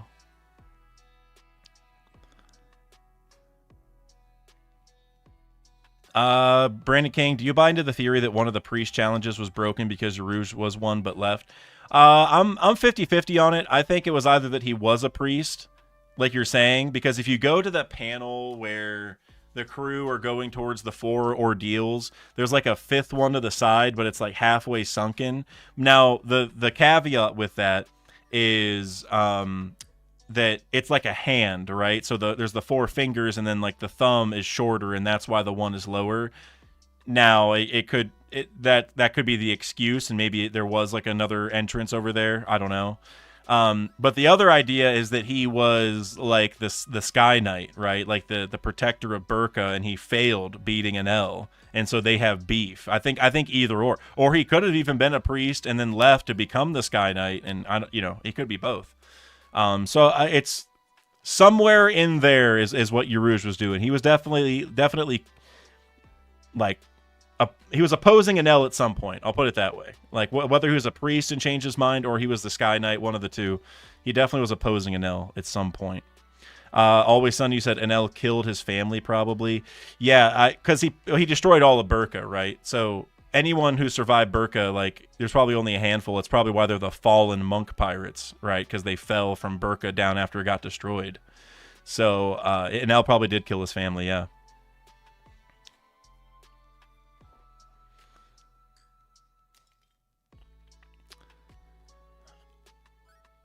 Angel, you said, what do you think of the cross guild bounty? We talked about that a little bit earlier. I don't think there was a lot to pull from that because we kind of already knew how it worked a little bit from the Hachinosu stuff. So that wasn't. I didn't think there was a whole lot to take from there. I mean, we got explicitly how the system works, which is cool. But we already knew Garp was worth $3 billion. We already knew Kobe was worth, I think it's $500 million. I guess it's cool to get Akainu worth $5 billion though. That's pretty cool. That's pretty cool. Oh my God, no. I don't know if I can read this message. I don't know, man. My guy Double O Flevance coming in with the 8-month member message. I appreciate you for that, but I don't appreciate you for what the contents of the message are, which are I'm assuming what you're saying are bores forever. I assume that I think that is the message. And then you had to follow it up, my guy, with the 20 gifted memberships. Double O Flevance. Wow. Bro. I still can't join the Topman agenda, but you know, I think you're saying bores to infinity and beyond there. And at least for today, I'll let it slide. You can I don't know if JJ's here, but we can have a little bit of Topman talk without me slandering for like 5 minutes. You can have 20 minutes of no Topman slander because of that. I appreciate you, man. And also, Flevance, I really hope that you have been grinding over on RuneScape, my man. I haven't been on in a little while, so I don't know if you have been grinding or not. It's been probably a month or two for me, but I hope you've been on grinding. Growth Stonks with the $10, my guy. You said we out here with the bore emojis. No comment. No comment other than that. Just the bore emojis. BOAR too. Not BORE. BOAR. And Double O Flevance, dude. What, bro, hold on. Flevance, are you sure you didn't misclick? Are you sure you didn't double click on accident? Do you need to claw these back? Oh my, dude, holy crap. Thank you so much, man. That is incredibly generous of you, bro. Are you building the early karma for the next TCG giveaway? I don't know if you signed up for it or not, but it's happening this weekend, so even if you're not, you are. You know, wow, Flevin, seriously, bro, that means a lot. That 40 gifted memberships, 20 back to back. I can't talk smack about Topman for a good 38 minutes now. Man, that's going to be the rest of the stream. I can't talk bad about Topman the rest of the stream. I have my hands tied, hog tied, as a matter of fact. Flevance, bro, you seriously, man, that. You just made my day. Are you sure you didn't double click? Are you sure there was not an accident? Did someone get a hold of your credit card in your YouTube account? Kush Daddy, I can't talk smack about Topman. I signed up. I told him I gotta give him. I gotta. If he's talking the Topman talk. I mean, well, I won't say anything negative, but I will say, did you guys see the Gorosei's colors? I'm going to pull those up real quick. I don't know if you guys saw those the other day or the last week. I don't know when that was. I'm going to pull those up real quick, though. I want to get your guys' thoughts on that, too. I know we're not done with the SBS yet. I mean, we went through the biggest questions, but come on. Just transfer over. Come on. Take it easy on me, computer. All right, we're just gonna do it the old-fashioned way then. It doesn't let me just drag it in, which would be easier, but... What in the world? Where? Okay, where? Okay, 1 second. Let me pull this up just so everyone can see it. What in the world? Okay, well, it does not want to. It does not want to work. So I have an idea that will work, I think. Yep, it did work. Okay, there we go. I could have just done that, I suppose. Yeah, so I don't know. Okay, hold on. I got a couple more super chats to look at. Angel or Angel. Angel, is it Angel or is it Angel? I need to know. But with the $2 super sticker with the GG, appreciate you, Angel / Angel, until further notice. Thank you very much. Double O Flevence with the $20. You said no accident. We out here. XOXO. And the boar emoji and the infinity emoji. Hey, Double O Flevence, seriously, man, I appreciate you so much. That really means a lot, man. Seriously, and I meant what I said about OSRS. I hope you get good RNG for this, both in OSRS and in OPTCG, because like I said, that giveaway's happening this weekend. Seriously, man, that's super generous of you. Seriously, that's very touching, bro. Thank you, Nick Ilvento. I have a wait, no. Or wait, was it you? I can't. Hold on. Anyway, you said member for 3 months. Hello, sir. When's our next TCG adventure? Nick, that is this weekend. I tentatively want to say Saturday, but I still have to get this Usopp video done, which I'm actually working on after this tonight and tomorrow. And so Saturday, if I get the video done before that. If I don't get the video done before that, then definitely Sunday. But Nick, I'm having trouble remembering now if it's you or somebody else, but I'm pretty sure when I was in New York, I saw either a place or a street that was called Ilvento. I'm pretty sure. I think it was your name. I'm almost positive. And that was the first thing I thought of. I didn't go to it. I just saw the sign that said Ilvento. And yeah, just want to let you know that. And then Angel, another $2. Or, well, I'll say Angel. I'll say Angel for now, because I mean, if you're donating, then that's Angel-like activities. You said wait for it with the sticker that said wait for it. What am I waiting for? I don't know what I'm waiting for. I'll keep waiting regardless. I'll be here, ready to go. So yeah, so everyone who's looking at the Gorosei colors, I'll zoom in more so you guys can see better. Oh wait, wrong thing. I think it's down here. Yep. Okay. Let me zoom in a little bit more for you. So if people, I saw a couple questions asking if these are canon colors. So I would say probably. I don't think we actually know, because these were like in like a promo video or something, right, for volume 110, if I remember correctly. And so they're kind of canon because, like, I think we've had colors shown in these promos before and they ended up being right, if I remember correctly. But these, you know, we don't actually have like the anime episode yet. This is just like what we got from that thing, I'm pretty sure. And so if this is actually accurate, I'm kind of disappointed. I'm gonna be honest with you. I'm kind of disappointed with this. The only one I like is Mars, the rainbow vermilion bird looking thing. I think that's kind of cool, but you know, let's go one by one here. Jupiter, he's whatever. He's like a reddish, orangish, yellowish, purplish. I don't know. There's a lot of colors. You know, sandworm, like that looks fine. But now I don't know if I like what they did with my boy Ethan Barron here. I was expecting a more like ghoulish green type color involved. Like you think about Brook's little ghost form, because obviously this guy's already a skeleton. He has the ice powers with his sword attack like Brook has, so like there's already connection. I was hoping like a ghostly green type situation, and we got like a red. I don't know if I really like that.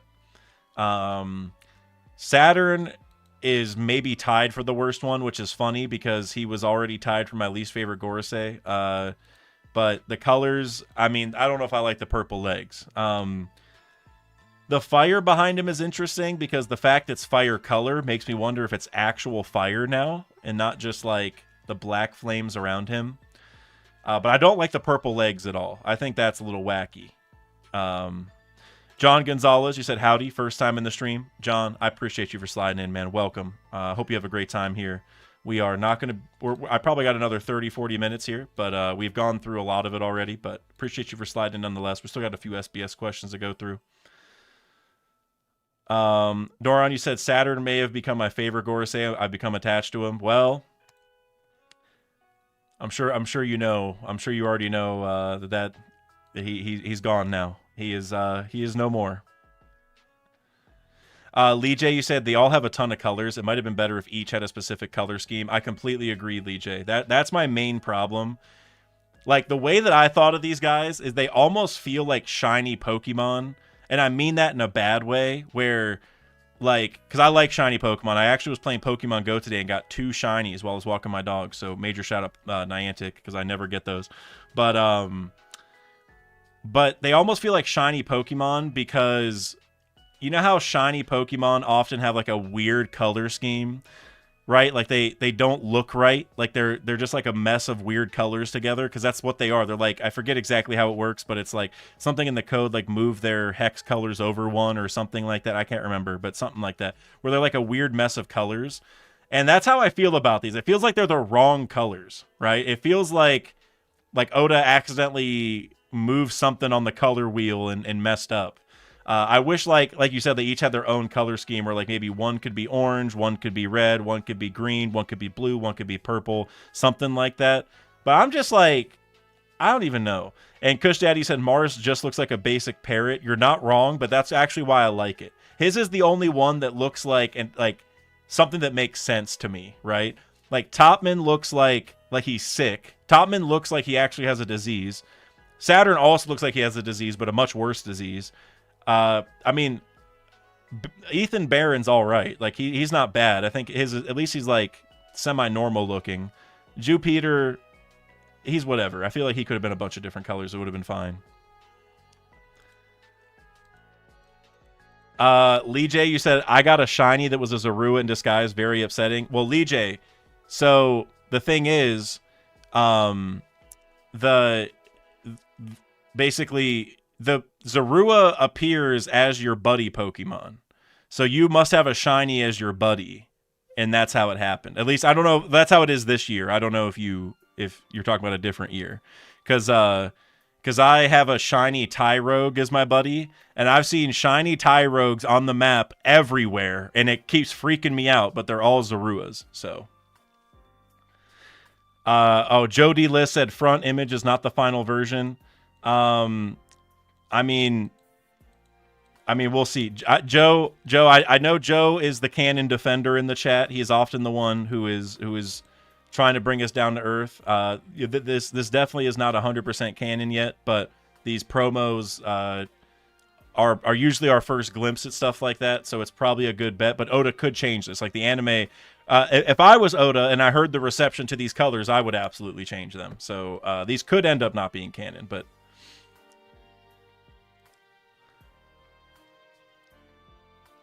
Nick, you said Shiny Zorua is boosted right now. Nick, okay, hold on. Everyone, all you guys need to add me on Pokemon Go.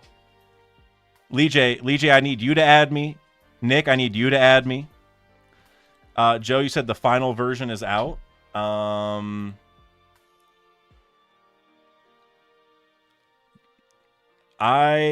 don't know. This is the latest one I can find. This was posted less than a week ago.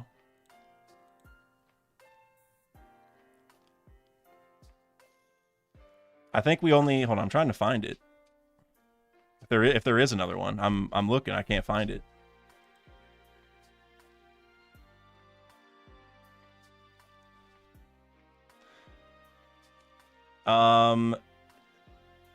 Lee J said, yeah, drop code or send on Discord. I'll send it on Discord. I was debating putting it in the chat here. But I don't know if I want everyone to add me. That's a lot of pressure on the gift sending, but I got you, Lee J. Nick, also, you can... Or just go into my Discord and go into Gamer Zone, and we can do it there, I suppose. Hold Oh, so okay, yeah, we only have Saturn, is what you're saying. Okay, yeah. That's why I showed this one. We only have Saturn on the cover, if that's what you're talking about. I see. I saw somebody. I think it was Brandon King say, "Look up Volume 110." Yeah, all we have is Saturn on that one. We don't have all the other ones, unless I'm missing it. But Volume 110 cover just has Saturn on it. Double O Flevens with the $5. Emu is a child, and whatever they create is all multicolored. Like if they made a death beam, it would be bubblegum pink. You know, I kind of like that train of thought. That like because Emu, I guess we don't know this 100% yet, but I think one of the more common theories right now is that Emu made the Gorosei or enabled them to have their forms in some way, because we do know that Emu took one away, so it kind of makes sense. And so if Emu is like a little kid who like sucks at coloring, if that's like the idea, like no offense to kids who use a bunch of different colors, but usually, you know, you don't want to dump the whole crayon box in a single drawing. Like usually there's a theme to it, and like the colors play off of each other, right? They match. But if Emu's like a little kid who just is like, you know, just messing around, that's kind of funny. I would actually like that a lot, Double F Levens. I'm not gonna lie.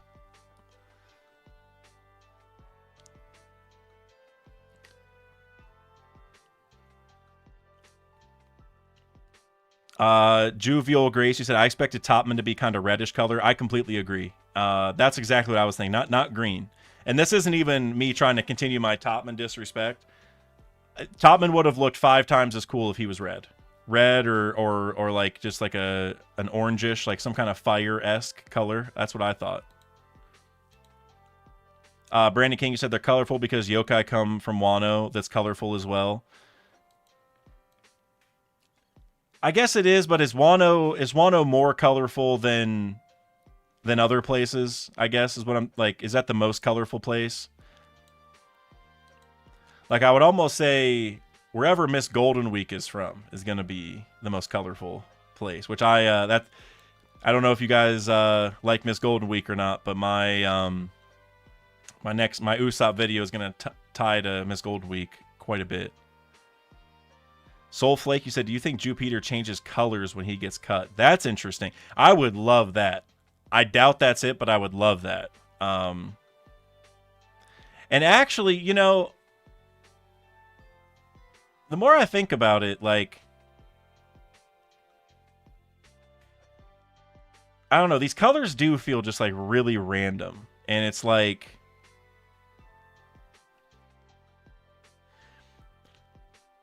I don't know. I don't know if they can change the colors or if they, like, I don't know if they chose them or if Emu did. I wonder if there's more of a story to this than just, like, they are this color and that's it, you know?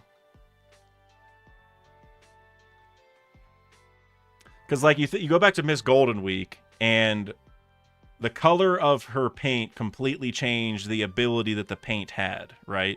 Like you had Betrayal Black, you had like Yellow Green of Friendship. I can't remember the other ones, but they all did different things. And I'm wondering if that, like, not that these have that paint, but I'm just wondering if like the color means something just like it did back then. Like I don't know if they could change them and get different powers, or if Emu can change the colors, right? Like Emu can maybe manipulate it in some way. Doron, you said the colors for Mars look like a Quetzal, probably on purpose. He looks like God from Skype, and that's where the Aztec stuff is. Exactly. I think that's why he's the one that makes the most sense to me. He's the one that I like saw that and I was like, okay, great, makes sense. The other ones, I don't know. Nick, you said Ethan not being that ghost green color is wrong. Only Emu could mess that up. Yeah. That's what I was saying earlier. I felt like the ghostly green was an easy 100% go-to option here. And, you know, like, so earlier, you know, people were bringing up the volume 110 cover, which has Saturn's full form on it. I'm going to see if I can bring that over. Please make it easy on me. Nope, doesn't want to. We can do it over here, though. Well, sort of. That's not what I wanted to do.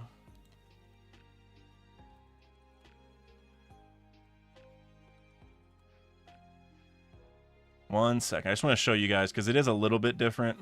No.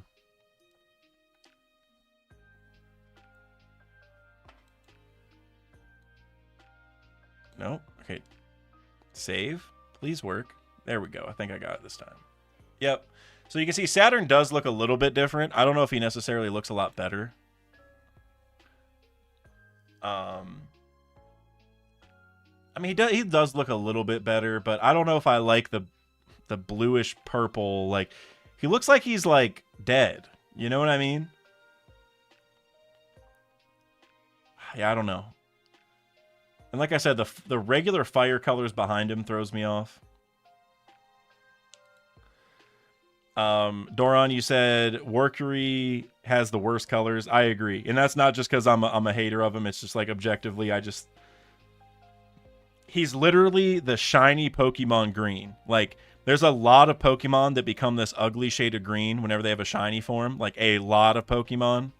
And that's exactly the shade of color he is. That might be why I keep thinking shiny Pokemon whenever I look at them.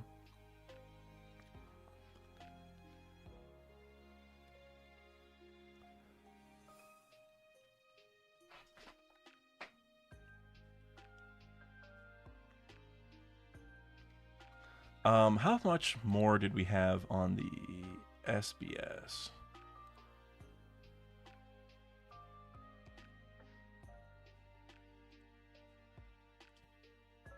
Well, I probably shouldn't have closed that window, but it's all good.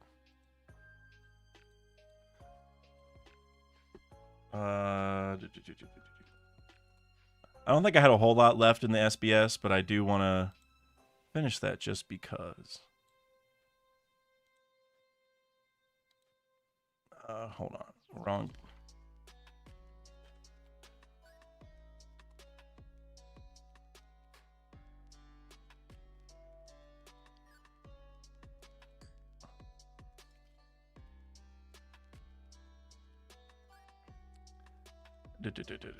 All right, hold on. I'm just gonna scroll through because I keep pulling up the wrong SBS. So like there's one that was really nice with like the questions on like these images. All right, that one doesn't matter. I'm just gonna look through this and see which one matters, and I can just drag it over. We got the one with Jinbei and his ages. I thought that one was cool because we got him for all the other Straw Hats, but nothing really to reveal there, I feel like. Another joke question. Oh, we did get this one. Hold on, we did get this one. I don't have the question with it, but basically, so this guy is who makes the Gorosei's clothes. Niornio Niarmani.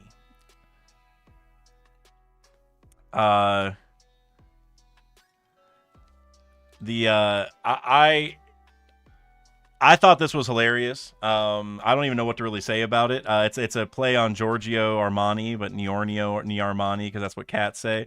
But what somebody brought up on like a Reddit post, I want to say, was that him, Mary from Syrup Village, and somebody else, I can't remember, might all be related because they all look like half minks or something. And I thought that was really interesting. And apparently this guy is like the only guy who's allowed to make clothes for the Gorosei. So I don't know. I don't know why Oda draws these. I don't even know what to call this guy.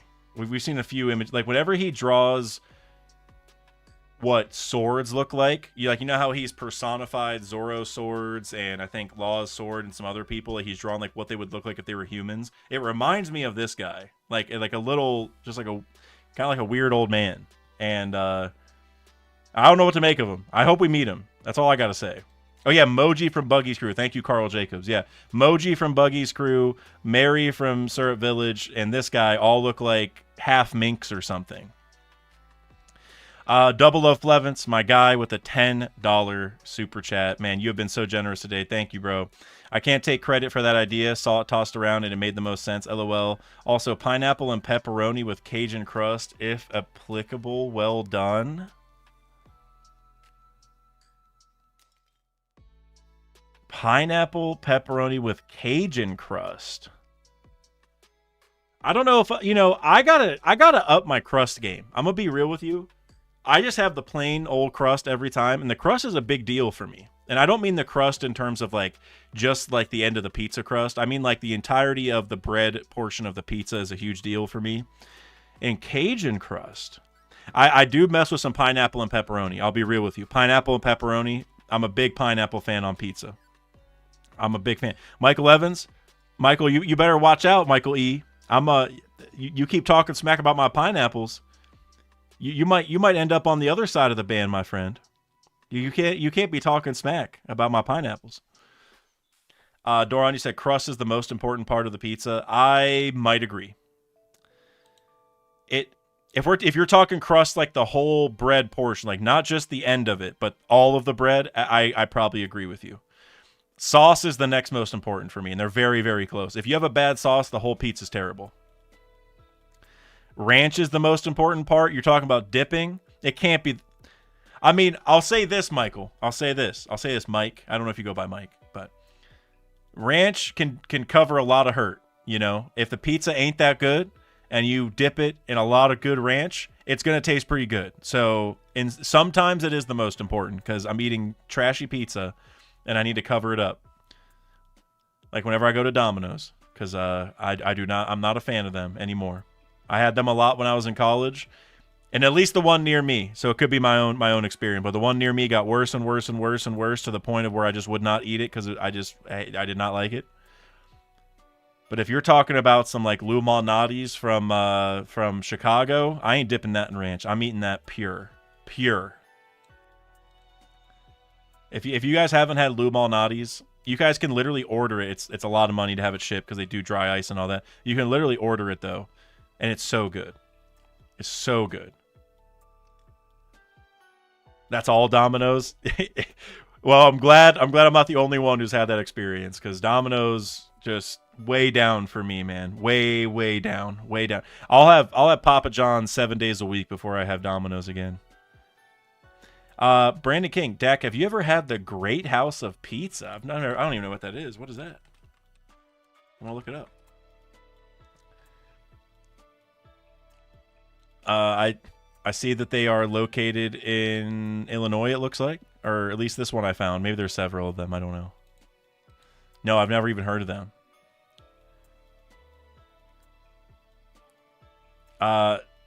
Kush Daddy, buffalo chicken dip or buffalo chicken mac and cheese. I'm gonna tell you right now, Kush Daddy, that's one of the easiest questions you've ever asked me. You've asked me a lot of 50-50s before that I had to really, really think. This one, it was immediate. The answer is the BCD, the buffalo chicken dip. I have eaten pounds of buffalo chicken dip in my life. Shout out Jake's mom, I'll just say that. Whenever I was in college, my roommate's mom would make buffalo chicken dip all the time. And trust me, if there was any left, there wouldn't be any left after Dak got to it. Trust me. That is my stuff right there. I actually, I was over at my friend's house like a few weeks ago. My friend Julie made it, and I had plenty of it because it was amazing. Pretty much all buffalo chicken dip's amazing. I don't even like buffalo flavored things, but buffalo chicken dip, I can talk about that all day, man. Now, buffalo chicken mac and cheese, it's okay, but I like regular mac and cheese so much that I don't need to add the buffalo, you know? Michael Evans, I agree, ranch over blue cheese. You know what? That might even be a poll just to make sure that people know what they're talking about here.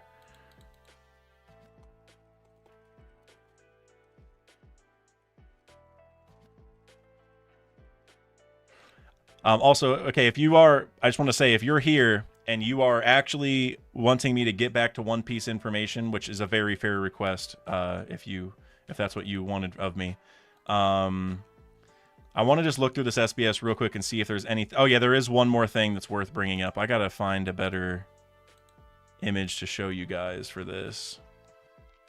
There is one other thing that was worth talking about, so we will talk about at least. Well, I guess we could talk about the Vice Admiral's fruits, but I'm not that motivated for that one. I am motivated to talk about this one, though. Okay, you can't really see that very well. I'll fix that real quick. Wait, there we go. We're learning, guys. We're learning. There we go. All right. That one I thought was important, so we will talk about that one shortly. Okay, where are we at? All right, ranch. I am shocked that blue cheese is... I mean, we've only had 13 votes, but I'm shocked that blue cheese is at 38%. I'm shocked. Like, and maybe it's an Ohio thing. Maybe it's just because of the people I've hung out with in my life, but that is actually shocking for me. Kush Daddy, you said at trivia in college, we'd always win a $40 bar tab and we'd spend it all on buffalo dip and pitchers. That's hilarious. So what would you win regularly? Is that, I mean, it's hard to win at trivia. Like, was that a regular occurrence? Were you backpacking the squad? Brandon King, ranch is so Midwest pilled and great. It so is. I mean, I can't say that I know enough to say that other places don't like ranch, but I will say in the Midwest, everywhere gives you ranch with like every meal. Superstitious, I'm scarred from blue cheese for the rest of my life, TBH. I've tried it once and I didn't like it, and maybe I would like it, with now that I'm a little bit older and stuff, but I am also a little scarred from it.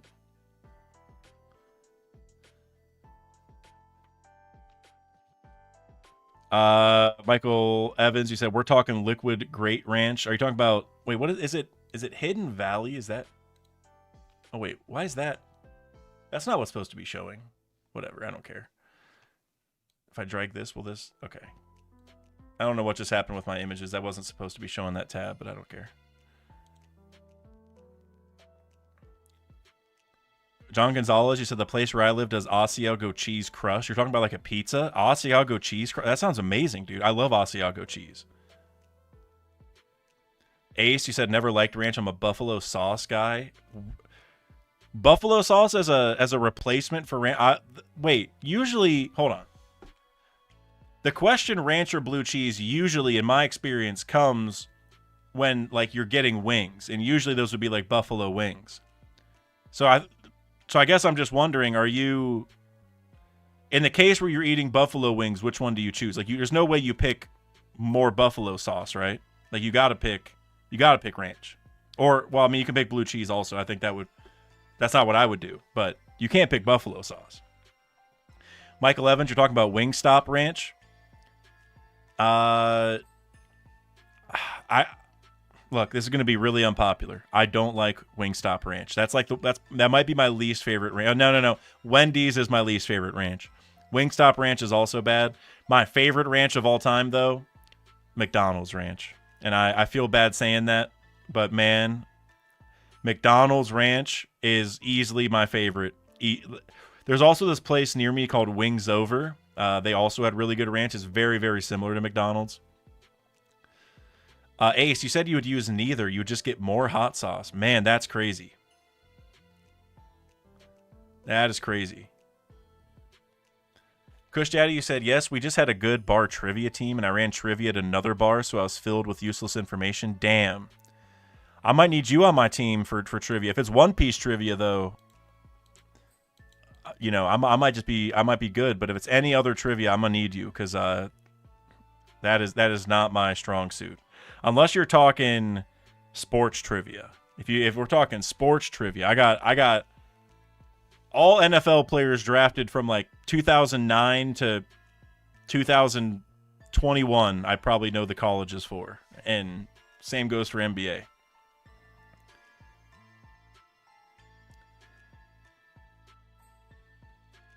I see a lot of hot sauce talk. I do agree that hot sauce is bomb. Tapatio in particular, Angel, good call. Tapatio is my favorite. I am not a fan of Frank's Red Hot anymore. I used to, not anymore.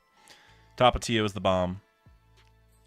My favorite hot sauce, though, it depends on what I'm using it on, because, they're different. But the Chipotle Tabasco, the Chipotle flavored Tabasco sauce, that is my favorite, for sure. Monkey D. Jordan, you said, what are your sports teams, Dak? For basketball, it's the Cleveland Cavaliers. That's my number one sport. I was just at the Cavs and Knicks game on Monday in Madison Square Garden. It was phenomenal. That's my favorite sports team of all sports teams, for sure. Football-wise, I would say the Lions or the Buccaneers. I used to be a Browns fan, but then we got Deshaun Watson, and I stopped being a Browns fan that day. And so now I like the Buccaneers because I still like Tom Brady, but he doesn't play anymore, obviously. So I like the Buccaneers for a while, and their name, Kuma is a Buccaneer, so we all have to support the Buccaneers. But the Lions are probably more so my team, just because I They're kind of like the Browns of the NFC. They sucked for a really long time. I don't think they've been to a Super Bowl, right? So I signed on with them. They also have Sun God Brown on their team. And then for baseball, it's the Cleveland Guardians, who just had a great season, even though they lost to the Yankees, which was sad. But what other sports are there? Are there other teams I like? I don't know. All I think about are the Cleveland Cavaliers. Michael Evans, you said, I love the green Tabasco on my Chipotle. Dude, I remember when I was a freshman in college, I went to Chipotle with my roommate, Rhino. Rhino, no chance you're watching, but shout out Rhino if he's here. And I remember he got the green Tabasco and put it on his bowl. And I worked at Chipotle, but no, this was freshman year, so I hadn't worked there yet. But I was a Chipotle fanatic going into this. And I was like, wait, what is that sauce, sir? What did you just put on your bowl? And so I tried out that green sauce. Chipotle, I'm not going to lie, I stole quite a few bottles of green sauce in my day, all right? And the Chipotle sauce, I was not holding back. And I know half of you in the chat have taken those bottles before too. Don't be ashamed. Chipotle's making too much money. Don't feel bad, especially if the bottle's almost done. At that point, just take it. Just please just take it. Just as someone who managed a Chipotle, if we are at the end of the bottle, just take the bottle. Just take it, please.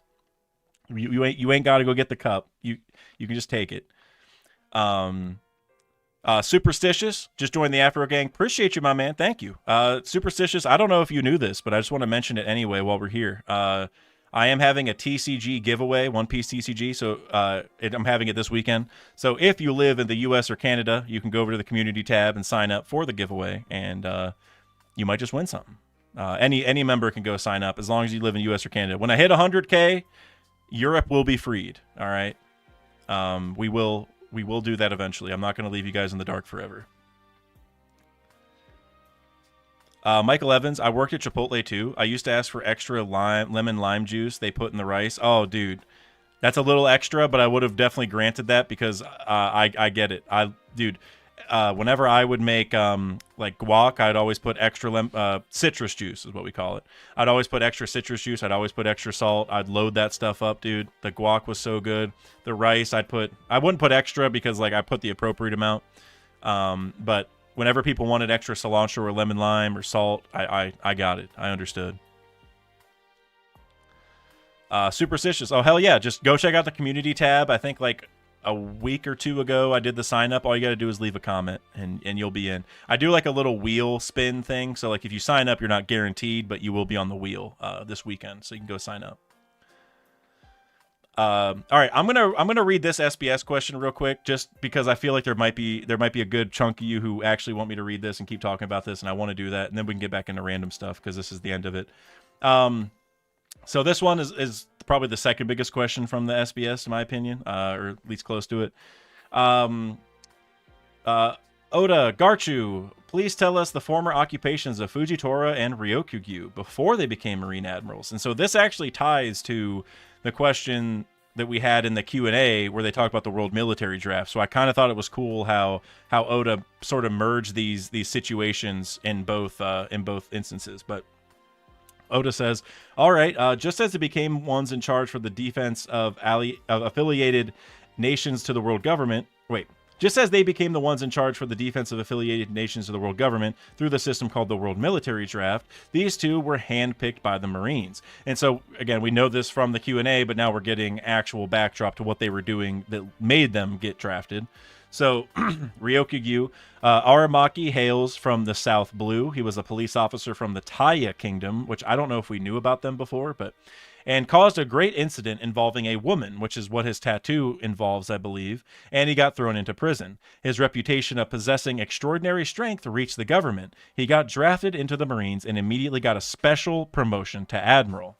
And so, just think about how strong you have to be for like the government to come and handpick you to become an Admiral while you're locked up, right? What this kind of reminds me of, honestly, is like the reverse of Shiryu. Remember how Shiryu was like way too violent in the Impel Down prison? He got put into prison, then Blackbeard came and freed him, and it's like, well, hey, I heard you're real dangerous. Join my group. It's like the same thing, but in reverse, and I think that's interesting. Then for Fujitora, he says that Isho hails from the West Blue. He incurred losses on a gambling house, which isn't a big surprise because we know he likes gambling. in Twin Snake Island. And I guess real quick, I should say, remember in the gambling house in Dressrosa, how like the people were trying to scam him because he's blind or whatever. I wonder if that's what happened here. Like maybe they tried scamming him because he was blind even back then, which I think the situation is probably what made him blind himself. But regardless, and the place he was working at as a bodyguard was bought by the world government with a large sum of money. Isho was a former defense military chief in the Aoi, I think I'm saying that right, something like that, Blue Kingdom, the Ao Kingdom, right? Because Aokiji, right? Ao Kingdom, that once existed in the Grand Line. The Ao Kingdom was destroyed because of the war, and he became a significant war criminal. The world government will eventually be made aware of this fact. And I think that is really important because that kind of implies they don't know that he is a war criminal now, right? Like they're not aware of it. And Oda saying that they'll eventually be made aware of it's kind of interesting because it's like he's, I mean, I guess you can call it foreshadowing, but this is even like a step further. This is like literal confirmation that this thing is going to happen eventually. So, I don't know. I thought these were interesting. I thought the Fujitora thing was especially interesting because like he was a former defense military chief, and his country was destroyed because of a war. And so you got to think like if he was the defense military chief and his kingdom got destroyed in a war, the threat that came in had to be significant, right? Like Fujitora is a boss. I mean, he's so strong that he became an admiral. Like they basically had an admiral defending their kingdom, and he still couldn't do it. So who was that? That's my big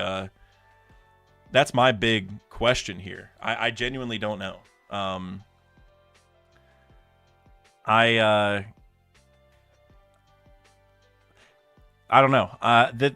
It's interesting to see that they're both kind of like criminals. Like, again, the world government may not know about Fujitora being a criminal yet, but the fact that both of them, got promoted all the way to admiral, like to the very top, I don't know. It's kind of weird to me. I'm going to be honest.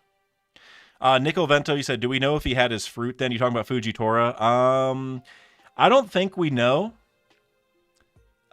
Which if he didn't, I feel like it kind of makes Fujitora even more impressive, right? Because like he was that strong before he got his fruit. Like if his fruit, like they could have given that fruit to anybody. So if the fruit is what makes him so powerful, then then I guess it's not like that big. Like they could have given it to any guy that they wanted to promote, and they would have become as strong as Fujitora. But obviously he was strong even before that. Now maybe he did have the fruit, and that's part of it. But even then, I'm just thinking like, I don't know. There's so many powerful fruits. I don't know if that's really a difference maker. But the fact that he was a defense military chief before, like he's something serious. I mean, we already kind of knew that, from Fujitora fighting the people we've seen him fight. I mean, I guess his biggest fights so far have been like Sabo and Luffy, right? I guess. But we know what kind of destruction he can bring, right? So I don't know.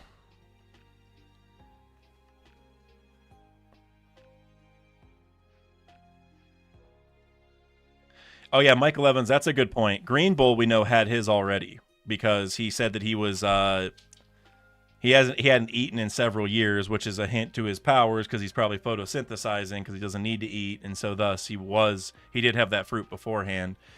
And so that's interesting, though, because you think about how all the Marines had Logias, and he has a Logia, right? And so I think a lot of us kind of, maybe not presumed, but at least thought about the possibility of Greenbull not getting his Logia till he became an admiral. And they're like, okay, well, now that we're promoting you, we're going to give you this fruit. That doesn't seem to be the case, which we already kind of knew that just because of what you said with the photosynthesis, but I just think that's interesting. And for Fujitora, yeah, we don't know, but I would imagine he had it. But even then, I don't think it makes a difference. He's obviously a beast even without it. Yeah, I don't know. I think this is pretty interesting. Like Oda really knocked it out of the park. I feel like with these couple interviews he did. Doran Ross, I wonder if Oda will continue to introduce us to super strong characters in the world like Loki. He loves making new characters. Why not show more before the end? Yeah, and that's actually one of the things that makes me the most excited about Loki is it feels like he might be I very loosely say like Kaido level person. I don't want a power scale. Like, Kaido's obviously, the strongest creature in the world. Like, I'm not trying to say Loki's definitely stronger than Kaido or anything, but like that type of threat where it's like someone who's a super serious combatant that, like maybe Luffy wouldn't even have an easy time with. Like, meeting new ones of those is kind of hard. And for Oda, I think Loki is a brilliant way to do it because Loki is kind of self-contained to Elbaf, right? He's been tied up and whatever. Like, the world may not know who Loki is that well. And so that's why I'm really excited about him, is it just feels like, okay, Oda can still give us these new major threats that really, are world-changing. The God's Knights kind of fit into that realm too. Like, we just got introduced to Garling. So yeah, I think Oda's going to keep doing it.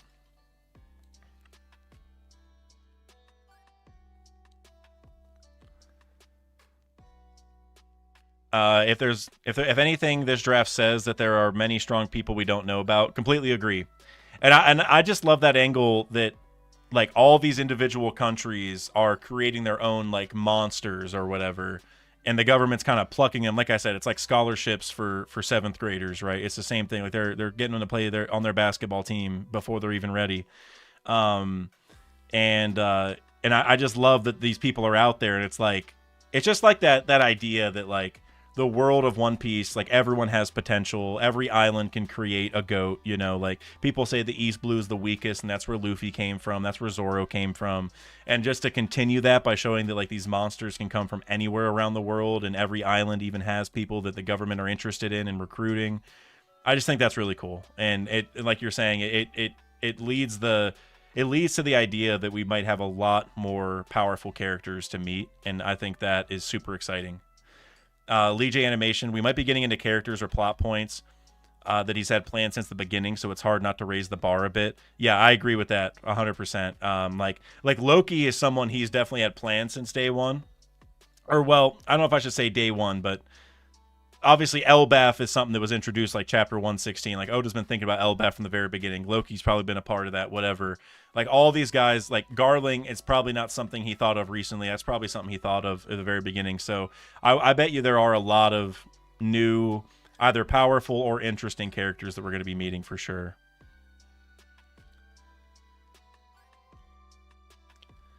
Carl Jacobs, so I mentioned this on Reddit, but the color of the Hagoromo being related to the devil fruit itself can't be right because the giraffe isn't inherently vicious. Yeah, I like that. I didn't see, I don't know what post you're talking about. I don't know if somebody had maybe you put it on here in regards to this is what you're talking about. But I completely agree with just that kind of analysis, I suppose, where I think a lot of people, well, I talked earlier about how the scarf doesn't even necessarily mean Zone Awakening anymore. Like, we saw that with, we already knew that with like Shirahoshi, Luffy, and Gear 4 or whatever, but now with the Yamato thing, we know that like you can have it even before you awaken, right? Oda just kind of gives them out if he feels like it. But it seems like you're saying, like it's the evil people have black ones and the good people have light colored ones. Like they're like kind of translucent. They're like white, but they're see-through, whatever. And so yeah, I don't think it's necessarily tied to like what the creature is. I think it's more tied to like your will. Like, are you an evil person or a good person? And is that the actual fruit's mechanics? I'm not so sure. But is it Oda just trying to signal it with like a visual representation of it? That I think is for sure. I do have a theory that I talked about in my Sanji video from like a few months ago. But I do think that we're going to see black flames eventually in the story. Like we already know Sanji has up to blue flames. I think we are going to see black flames. And I don't know if the black flames that we'll see in the story will be like the same or somehow tied to the black flames around the Hagoromo scarf. I don't know if there's going to be some through line there or not. But yeah, I do think there's something up with like the coloration and just in regards to like Oda's doing something. Whether it's just visual representation or something more, I don't know. Always Sunny, I like that idea. You said the draft is like one big Navy backfight. They take the strongest to add to the Navy. That's true. But they almost don't even have the Navy backfight. They just kind of demand the people to agree to it. But it's that same mindset. And I wonder if I think people have been saying this theory for a long time, but maybe Rox had Davy back fights to build his crew to get those people to join his side because Rox was so strong or so cunning, whatever. He was able to continually win. It's almost like the world government stole that idea, but they aren't even doing the Davy back fight. They're just like, we're just gonna take the strongest people. That's how you build the best team, is you just keep adding strong people over and over. Brandon King, wait, does the user choose their scarf color or no? I vote no. My personal guess right now, and I could be wrong. This isn't like a theory I'm like gonna die on the hill for, but I think that the black flame that we see is tied to like awakened zone, and I put that in quotes because like the Gorosei don't seem to have devil fruits. Like, it's still technically possible, but with the sea stone bubble thing, and people have talked about this a lot, it hasn't been said they have devil fruits yet. So they might have like a zone form from like another mechanic, some underworld stuff. I don't know. But so that's why I just put it in quotes. And for Luffy, people might say, oh, well, Luffy has a zone and he awakens, so that's definitely not it, that like the black thing goes right to awakened zones. But, I have my own theory about how Luffy's fruit isn't actually a zone fruit of Nika. It's, still just a rubber fruit or whatever. I know that's a theory, but building off of that, if that ends up being true, which is why I was really hoping Oda would explain question 1 of the Q&A better, because somebody asked what the scarf was. I was hoping Oda was going to say it's made of steam, which is what I still think it is. But we've seen Shirahoshi with a light-colored scarf, and she definitely didn't have a zone at all. We've seen Yamato with a light-colored scarf, and Yamato didn't awaken. So we know that like you can have the light scarf without having an awakened zone. The black ones have only been shown with, again, awakened zones in quote. Whatever the Gorosei are, they're obviously paralleling, awakened zones, whatever they have. So that's where I think awakened zones specifically are going to have the black thing, and then all other like people on the good side are going to have the light one. That's my guess. But Michael Evans, anti-Nika, yes sir, yes sir. And it's so funny because anyone who sees anti-Nika is going to think we are some bad dudes. You know what I mean? They're gonna like, well, how could you be against Nika of all people? Like Sun God Nika, like what? Anti-Topman is understandable. Anti-Laboon is not understandable, just like anti-Nika isn't to a lot of people. But I'm with you. I don't think it's the Nika fruit, man. Or well, it is in name only. We've gone over this. I have multiple videos. We don't have to spend too much time on it. The purple Go-Gurt lightsabers. Hold on, wait, what are you talking about? Hold on.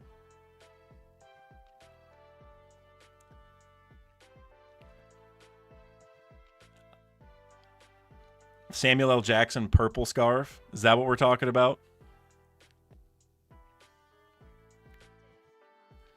Yeah, anti-Nika fruit, Michael E. That yes, exactly. Carl Jacobs, I'm a fan of the theory that your heart needs to stop for awakening, and only if your fruit is really aligned with your will, it will restart. That removes time limits, like Kaku saying, I love giraffes. Yeah, I love that idea too. Like, you have to die for your fruit to awaken, for your zone fruit to awaken. I think that's how Pell survived. And I know it's kind of a meme answer, but I think it would make sense. It would fit. Juvial Grace, you said, Dak, I've always wanted to ask this. 2 people can't eat a devil fruit and gain the powers. It goes to the one who eats it first. But what if they eat it at the exact same time? Well, we kind of saw that with the Ace novel, where they ate it at the same time, or that's like what it seemed like, but Ace got there an instant first. And so I'm assuming, at least if I was Oda and I was asked this question, what I would say is you can never have it at the same instant. Like, you can never time it up perfectly. Now, could you?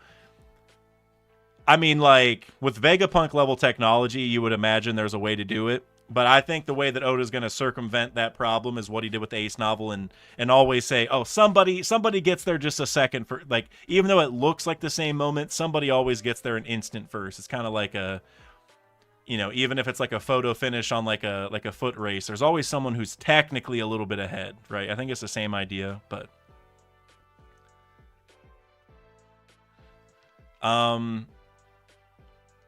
and yeah, Michael Evans, you said, my thought was Yamato's was just her ice power. I agree. I think Yamato's could be the ice power, where it's like some water condensation or whatever in the air floating around her. For Luffy, it's his steam around him. You know, like, I think there's explanations you come up with for a lot of them, honestly.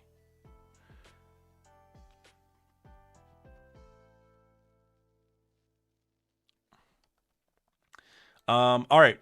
What else do you guys want to talk about? Any other topics? I'm going to get going here pretty shortly. But if you guys have anything else you want to cover, either from the SBS or just in general, feel free to ask. Or ask. I don't want to show that tab. Oops.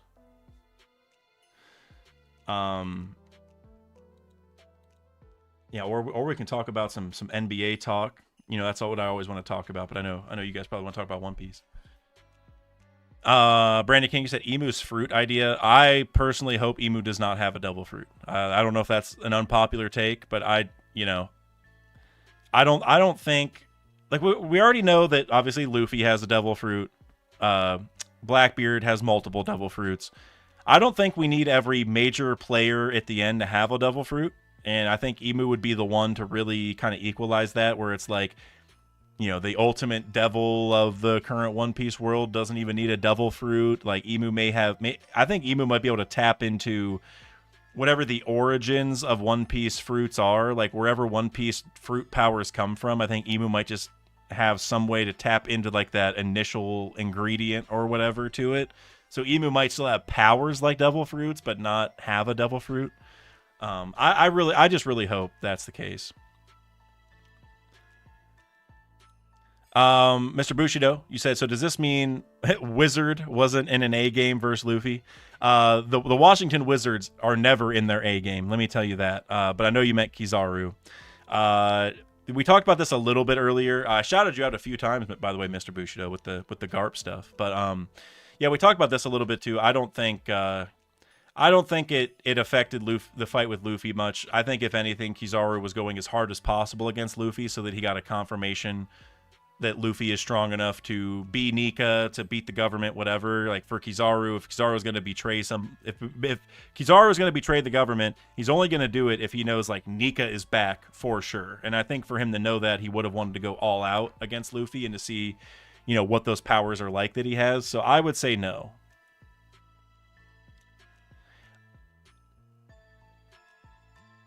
Ace, you said, I think Oda is saving Logia Awakenings for Sabo or Dragon. I hope it is Enel or Crocodile. Like, please, Oda, because like I can be hyped about Sabo and Dragon without Awakening, right? There's a lot of stuff they can do to be exciting. And don't get me wrong, yes, Enel and Crocodile can also do things to make me excited without Awakening. But the difference here is that we already beat Crocodile and Enel before. If they are going to come back and scare us in any major way, and not that they're going to be like the main villain of an arc, but it's just if they're going to come back and actually scare us in a combative sense, I think they need to awaken. And with them being like our first two like unbeatable Logia type people, like, you know, not that they were actually unbeatable, but we didn't have hockey back then. So, like, Luffy, you know, had to do the water stuff, and then he was the perfect counter to NL. So I just think them coming back and awakening would make them more threatening. So,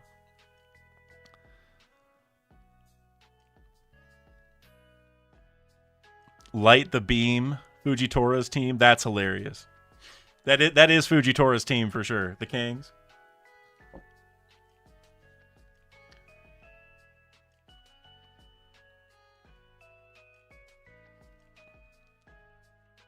And a lot of emu talk. A lot of emu talk. Carl Jacobs. I know you responded to Ace up there, but you said, I would find it hard to believe that Punk Hazard and Raijin Island aren't the results of Logias permanently affecting islands. Yeah, I definitely agree with that for Punk Hazard. I like that idea for Raijin Island. It makes a lot of sense. The only thing is, if you compare it to Punk Hazard, like, the island shouldn't necessarily have lightning raining down all the time. It should literally be lightning, like a giant ball of lightning just sitting in the ocean. But, you know, maybe Logia Awakenings work differently, right? Like, each one's a little bit different. Like, they do affect environments permanently, but maybe the manifestation of each one may end up being separate. But I like the idea nonetheless. And I do think it makes sense because your Rouge was the one to pull up on that island in the post-time skip. And I mentioned this a few times, but my theory, if you remember that old lady stops Uruja's ship and asks if he wants an umbrella before he gets to Raijin Island. And my theory has been that they're rubber umbrellas because they would actually protect Uruj. And Uruj may not even know that rubber exists because Skypiea didn't know rubber exists. And so once Uruj got those rubber umbrellas and it helped him on Raijin Island, he may have thought to himself, wait, doesn't Luffy have a power like this? Because he might not even know that Luffy beat an L. And I think that moment might come back to be a major factor. Like maybe an Elbaf. Mr. Bushido with the €5. I appreciate you, bro. I think Doll, I almost said Dole for some reason. Bob Dole. I think Doll will go to Elbaf to see Saul. Do you think she interacts with Robin? Will she blame Robin? I think she has to flee hearing Emu's name. Personally, I doubt Doll is going to go there. Maybe I'm just like a Vice Admiral hater, which I definitely am one.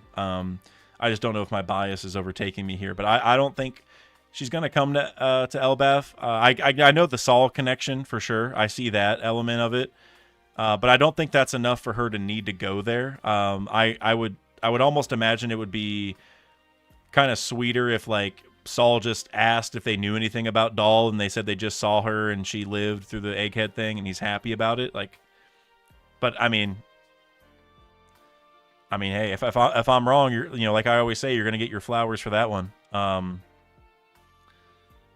don't think she'll blame Robin though. I don't think.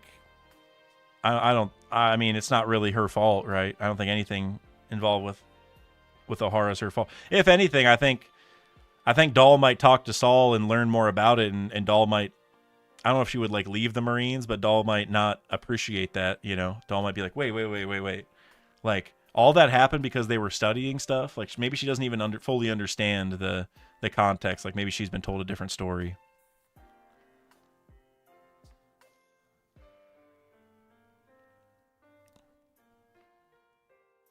Doll and Saul rhyming is funny. Yeah, it is. It's also very hard for me to say. As I was saying it, I'm like, I thought to myself multiple times. I was like, did I say Saul instead of Doll there, or did I like? I kept not knowing what word I'm even saying.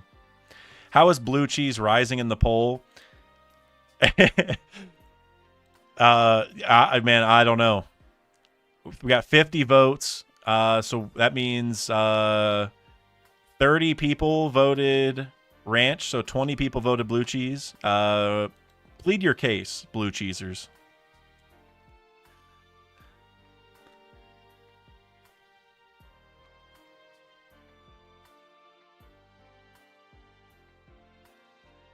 Soulflake, you said Vegapunk said that the war is still going on. Do you think Emu and the Gorosei have been fighting someone or something from the Void Century for the last 800 years?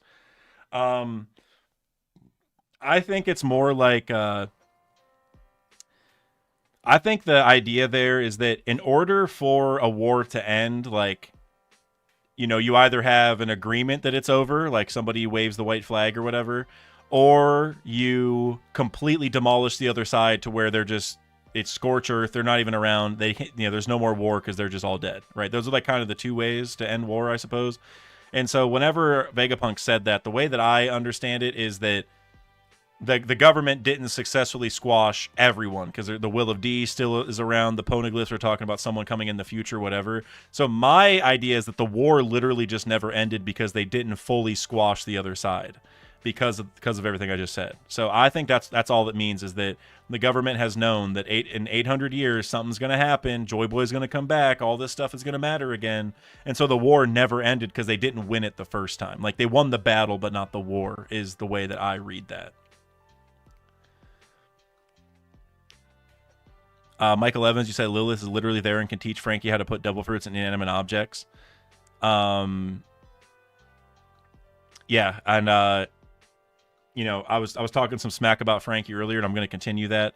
Frankie, if you do not ask Lilith to connect to Punk Records, we need to have a talk, because I don't know what you're doing, Frank. You have a chance right now to get connected to Vegapunk's brain. Frankie could be as smart as Vegapunk today. Like, I don't know how hard it is to connect. I don't know if there's a week-long verification process. I don't know if Frankie has to set up two-factor authentication. But I'm just telling you, Frankie, you could talk to Lilith right now and get Vegapunk's knowledge permanently, right? Like you would have punk records access forever. Like Frankie doesn't even need to learn from Lilith. Frankie doesn't have to waste time learning lessons. He can just connect to the brain itself. And you would think that the Straw Hat crew is trustworthy enough to where one of their members could definitely connect, and it's not a concern, right? Now you want to know what the problem with that is, though. I gotta say is that if Frankie connects to Punk Records and updates his information, you know what information goes into Punk Records? The anti-Pluton blueprints from Water 7. And, that might make my whole theory about the Lelucia weapon stronger. I mean, obviously it would have helped if Frankie had already done that. But the point is I think something's going to happen with this Frankie Punk Record stuff. That's all I'm getting at. Joe D. List, you said, didn't they say they can connect all over the world? Lilith said, we are all here. Yep.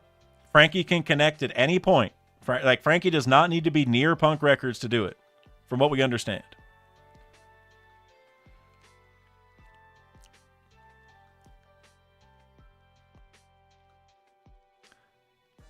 And yeah, so Always Sunny, I see you also brought up the anti-Pluton thing, and Soulflake, you said, what if it's a one-way connection? Yeah, well, we have seen with York that York just didn't upload her information or whatever, right? And now I'm not saying that Frankie's going to do that. I think the much better plot line is just to have Frankie updated anyway, forgetting that he knew that, and then have York or somebody be like, Frankie, what the hell is this? Like, Frank, how... Like, what did you look? And then Frankie's like, oh, yeah, I destroyed those. And then maybe one of the Vegapunks are like, Frankie, you like that, like York knows this now, I don't know. I think that would be such a juicy plot line. Juvial Grace, you said expectations for next week's chapter. It's a good question. Luffy frees Loki, probably. I don't think Loki's going to be tied up that long. I think Loki getting freed early is very, very likely. So Luffy probably frees him.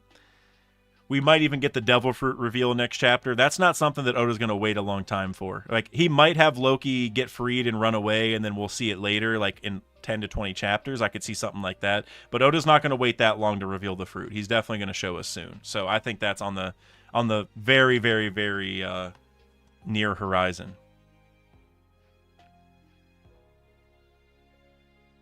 Dr. Jack just arrived and thinking neither regardless of circumstance to the ranch or blue cheese question, but what's the food? Do neither. It's funny because I feel like whenever I ask this, I'm thinking definitely, chicken wings, but if you're eating it plain, that might also work. I probably wouldn't eat either of these plain, to be honest with you.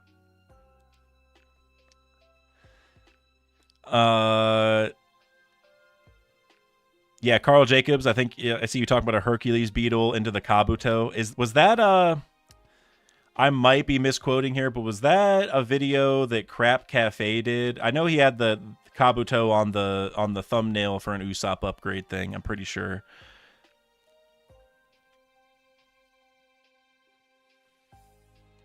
But I do like that idea nonetheless. For me, so a little bit of a spoiler for my Usopp video that's dropping soon, but for me, for Usopp's next upgrade or whatever, I don't think the Kabuto needs to get any better. That's my main issue with the Hercules beetle into the Kabuto is if the Kabuto gets better in a way where it can create better ammunition for Usopp, then I'm with that. But I just feel like the current Kabuto, it's pretty dang good. If Usopp's still sending the pop greens at people, I don't care how fast it is, it's not going to do anything. If he's shooting his regular stars at people, I don't think it's going to do a whole lot, no matter how good the slingshot is. But now if he upgrades the ammo, then that's a totally different ball game, because even in the current Kabuto, if you get better ammo, then you're really talking. And that's what Oda did over the time skip, right? Is he upgraded he gave him the pop greens. And we've already seen, that the pop greens used to be pretty useful, and now they're getting pretty weak. Even in a couple chapters ago, Usopp used the Skull Bomb Grass as probably biggest attack, and it didn't even break the wall that Luffy did with Gear 4. So we know that Usopp's ammo kind of sucks. And would shooting it faster help? I'm not really sure, because it's like an explosion, right? Like, I don't know if the speed is really going to make a difference. So in my video, I talk about an ammo upgrade that Usopp is going to get during this arc. And now I know everyone loves the Mjolnir theory. I do bring that up as well. I don't totally discount it, but I just think, Usopp needs to get better at sniping. He's a pretty solid sniper, but compared to like Yasop, he's still miles behind. I think a lot of us would agree. So he needs to get better at sniping, and so I just think ammo is the way to go. And so that's what the video is mostly about.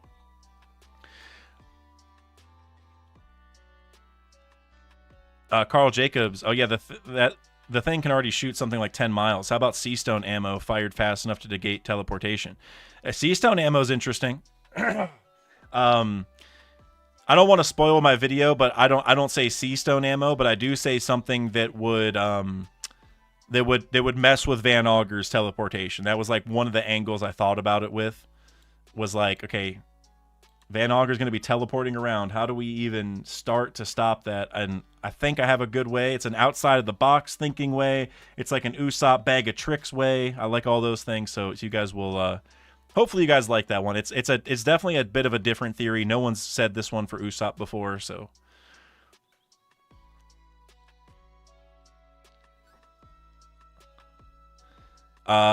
Nico Vento, you said, how about basic haki? So I think that's like a guarantee, like Usopp already has observation. He lied about having Conqueror's haki during Wano, which basically means it's going to happen, right? It's pretty much a foregone conclusion. And then getting armament, I think, makes a lot of sense. But there's two factors here. Is one, like, I don't think the only upgrade Usopp's going to get from here on out is haki. I think he's definitely going to get haki. It's not going to be his only thing. If you look at the rest of the weakling trio, Oda likes upgrading them without using haki every single time. In fact, the other two members don't even have it yet. A lot of the Straw Hats don't even have it. He finds other ways to do it. And so, and then the other factor is, even if Usopp did get haki, it would be almost unbelievable to me for him to improve his haki enough to be doing like what Yasop is doing, right? Like if Usopp literally in one arc not only unlocked armament haki or Conquerors, but started using it to the level where he can do that, it's kind of like, but what's even the point anymore of like everyone could just have haki if Oda feels like it. Like there's not even, forget training, forget whatever. You're just going to get it, whatever. So I think Oda's going to do a little bit of both. I think he's going to give Usopp some haki, but also give him an ammo upgrade. And by combining the two, he's going to be a much more serious fighter. That's what I would like to see.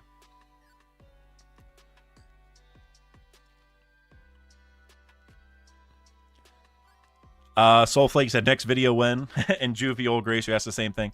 So the Usopp video honestly is like 99% done. I could realistically export it right now and it'd be ready, and I could upload it and have it ready tomorrow morning, but there's still some more changes I want to make to it. I'm just not I'm not super duper happy with it. There's just some parts where I just feel like I didn't package the idea correctly. I'm just nitpicking on the script. So it's all edited though. My editor did a great job. I have the thumbnail. So I'm going to be working on it tonight. And so I would tentatively say it'll be out tomorrow or Saturday, but worst case scenario Sunday. It'll guaranteed worst case scenario be out Sunday. I got to get it out, or else I might not pay the bills this month, I'm just kidding. It's not, I'm not that dire straits. No one worry that much, but do need to get the video out for the channel's sake. They think I'm white.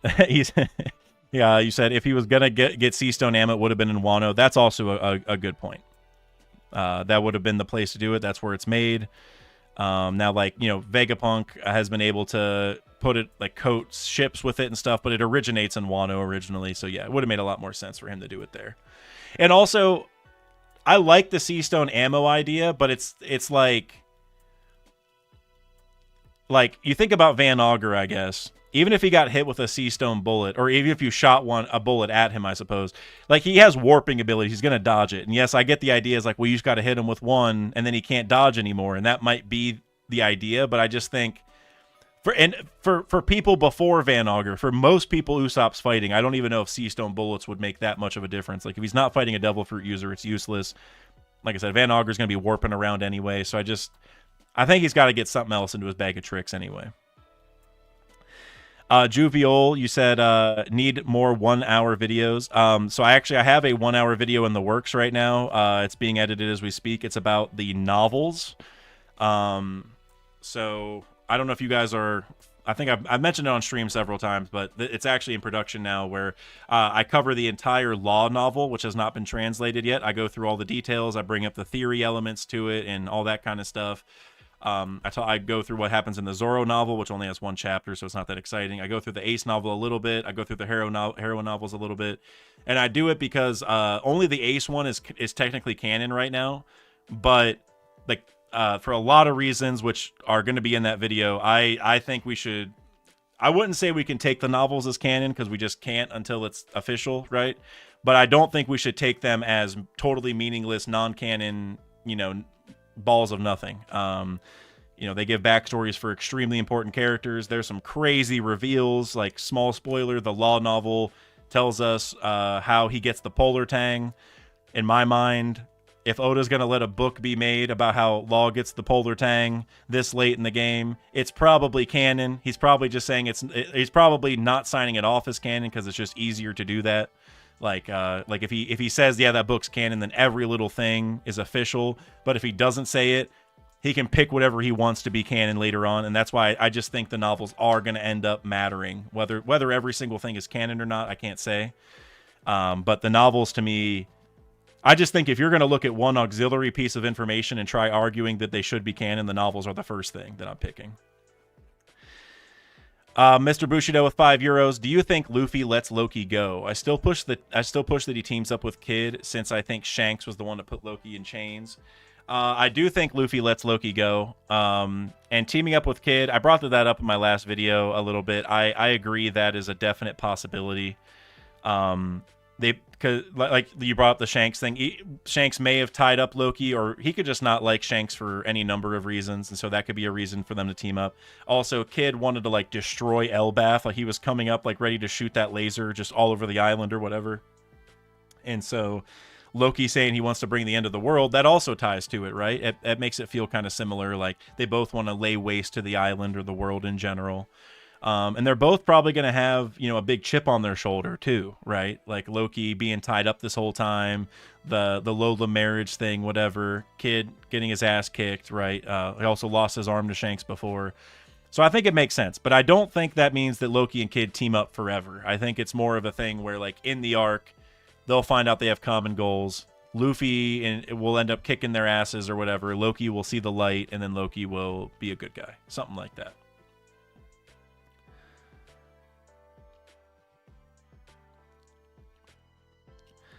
Jovial Gracie at 2 hours in the stream. Wow, like the stream. Yes, everyone, please like the stream. That would do wonders for the algorithm. We're actually already past 2.5, so I'm not gonna lie, guys. I'm getting pretty tired, and my room is like super hot. So I think I'm gonna end the stream here. We got through everything I wanted to cover pretty much. So I guess I'll just end by saying, first off, thank you guys. Thank you everyone for donating and just being here and chatting. This was an awesome stream. I love when, I love the chapter reaction streams, but streams like this, I get to actually talk to you guys individually more and actually respond to individual chats, and not just the super chats. It's not just me freaking out about theories or new reveals. So, so thank you guys. This was great. I really enjoyed this. And the people that I talked to about Pokemon Go, go to the Discord, go to the Gamer Zone section, and drop your code so I can add you on Pokemon Go. I need some more people to exchange gifts with, so please don't forget that. And a couple announcements. I said these earlier, but just in case you missed it, TCG stream is going to be this weekend. I'll do a community post, but either Saturday or Sunday. So if you sign up for the giveaway, you'll have a chance for that. What was I going to say next? Oh, let me make sure I did this. Okay. And then, Usopp video coming out soon. And that's about it. That's about it, really. Hope you guys enjoyed it. Jovial, you just said that, so thank you. That makes me feel very good. So yeah, everyone, please, like to stream before you go, and hope you guys have a great night. That's honestly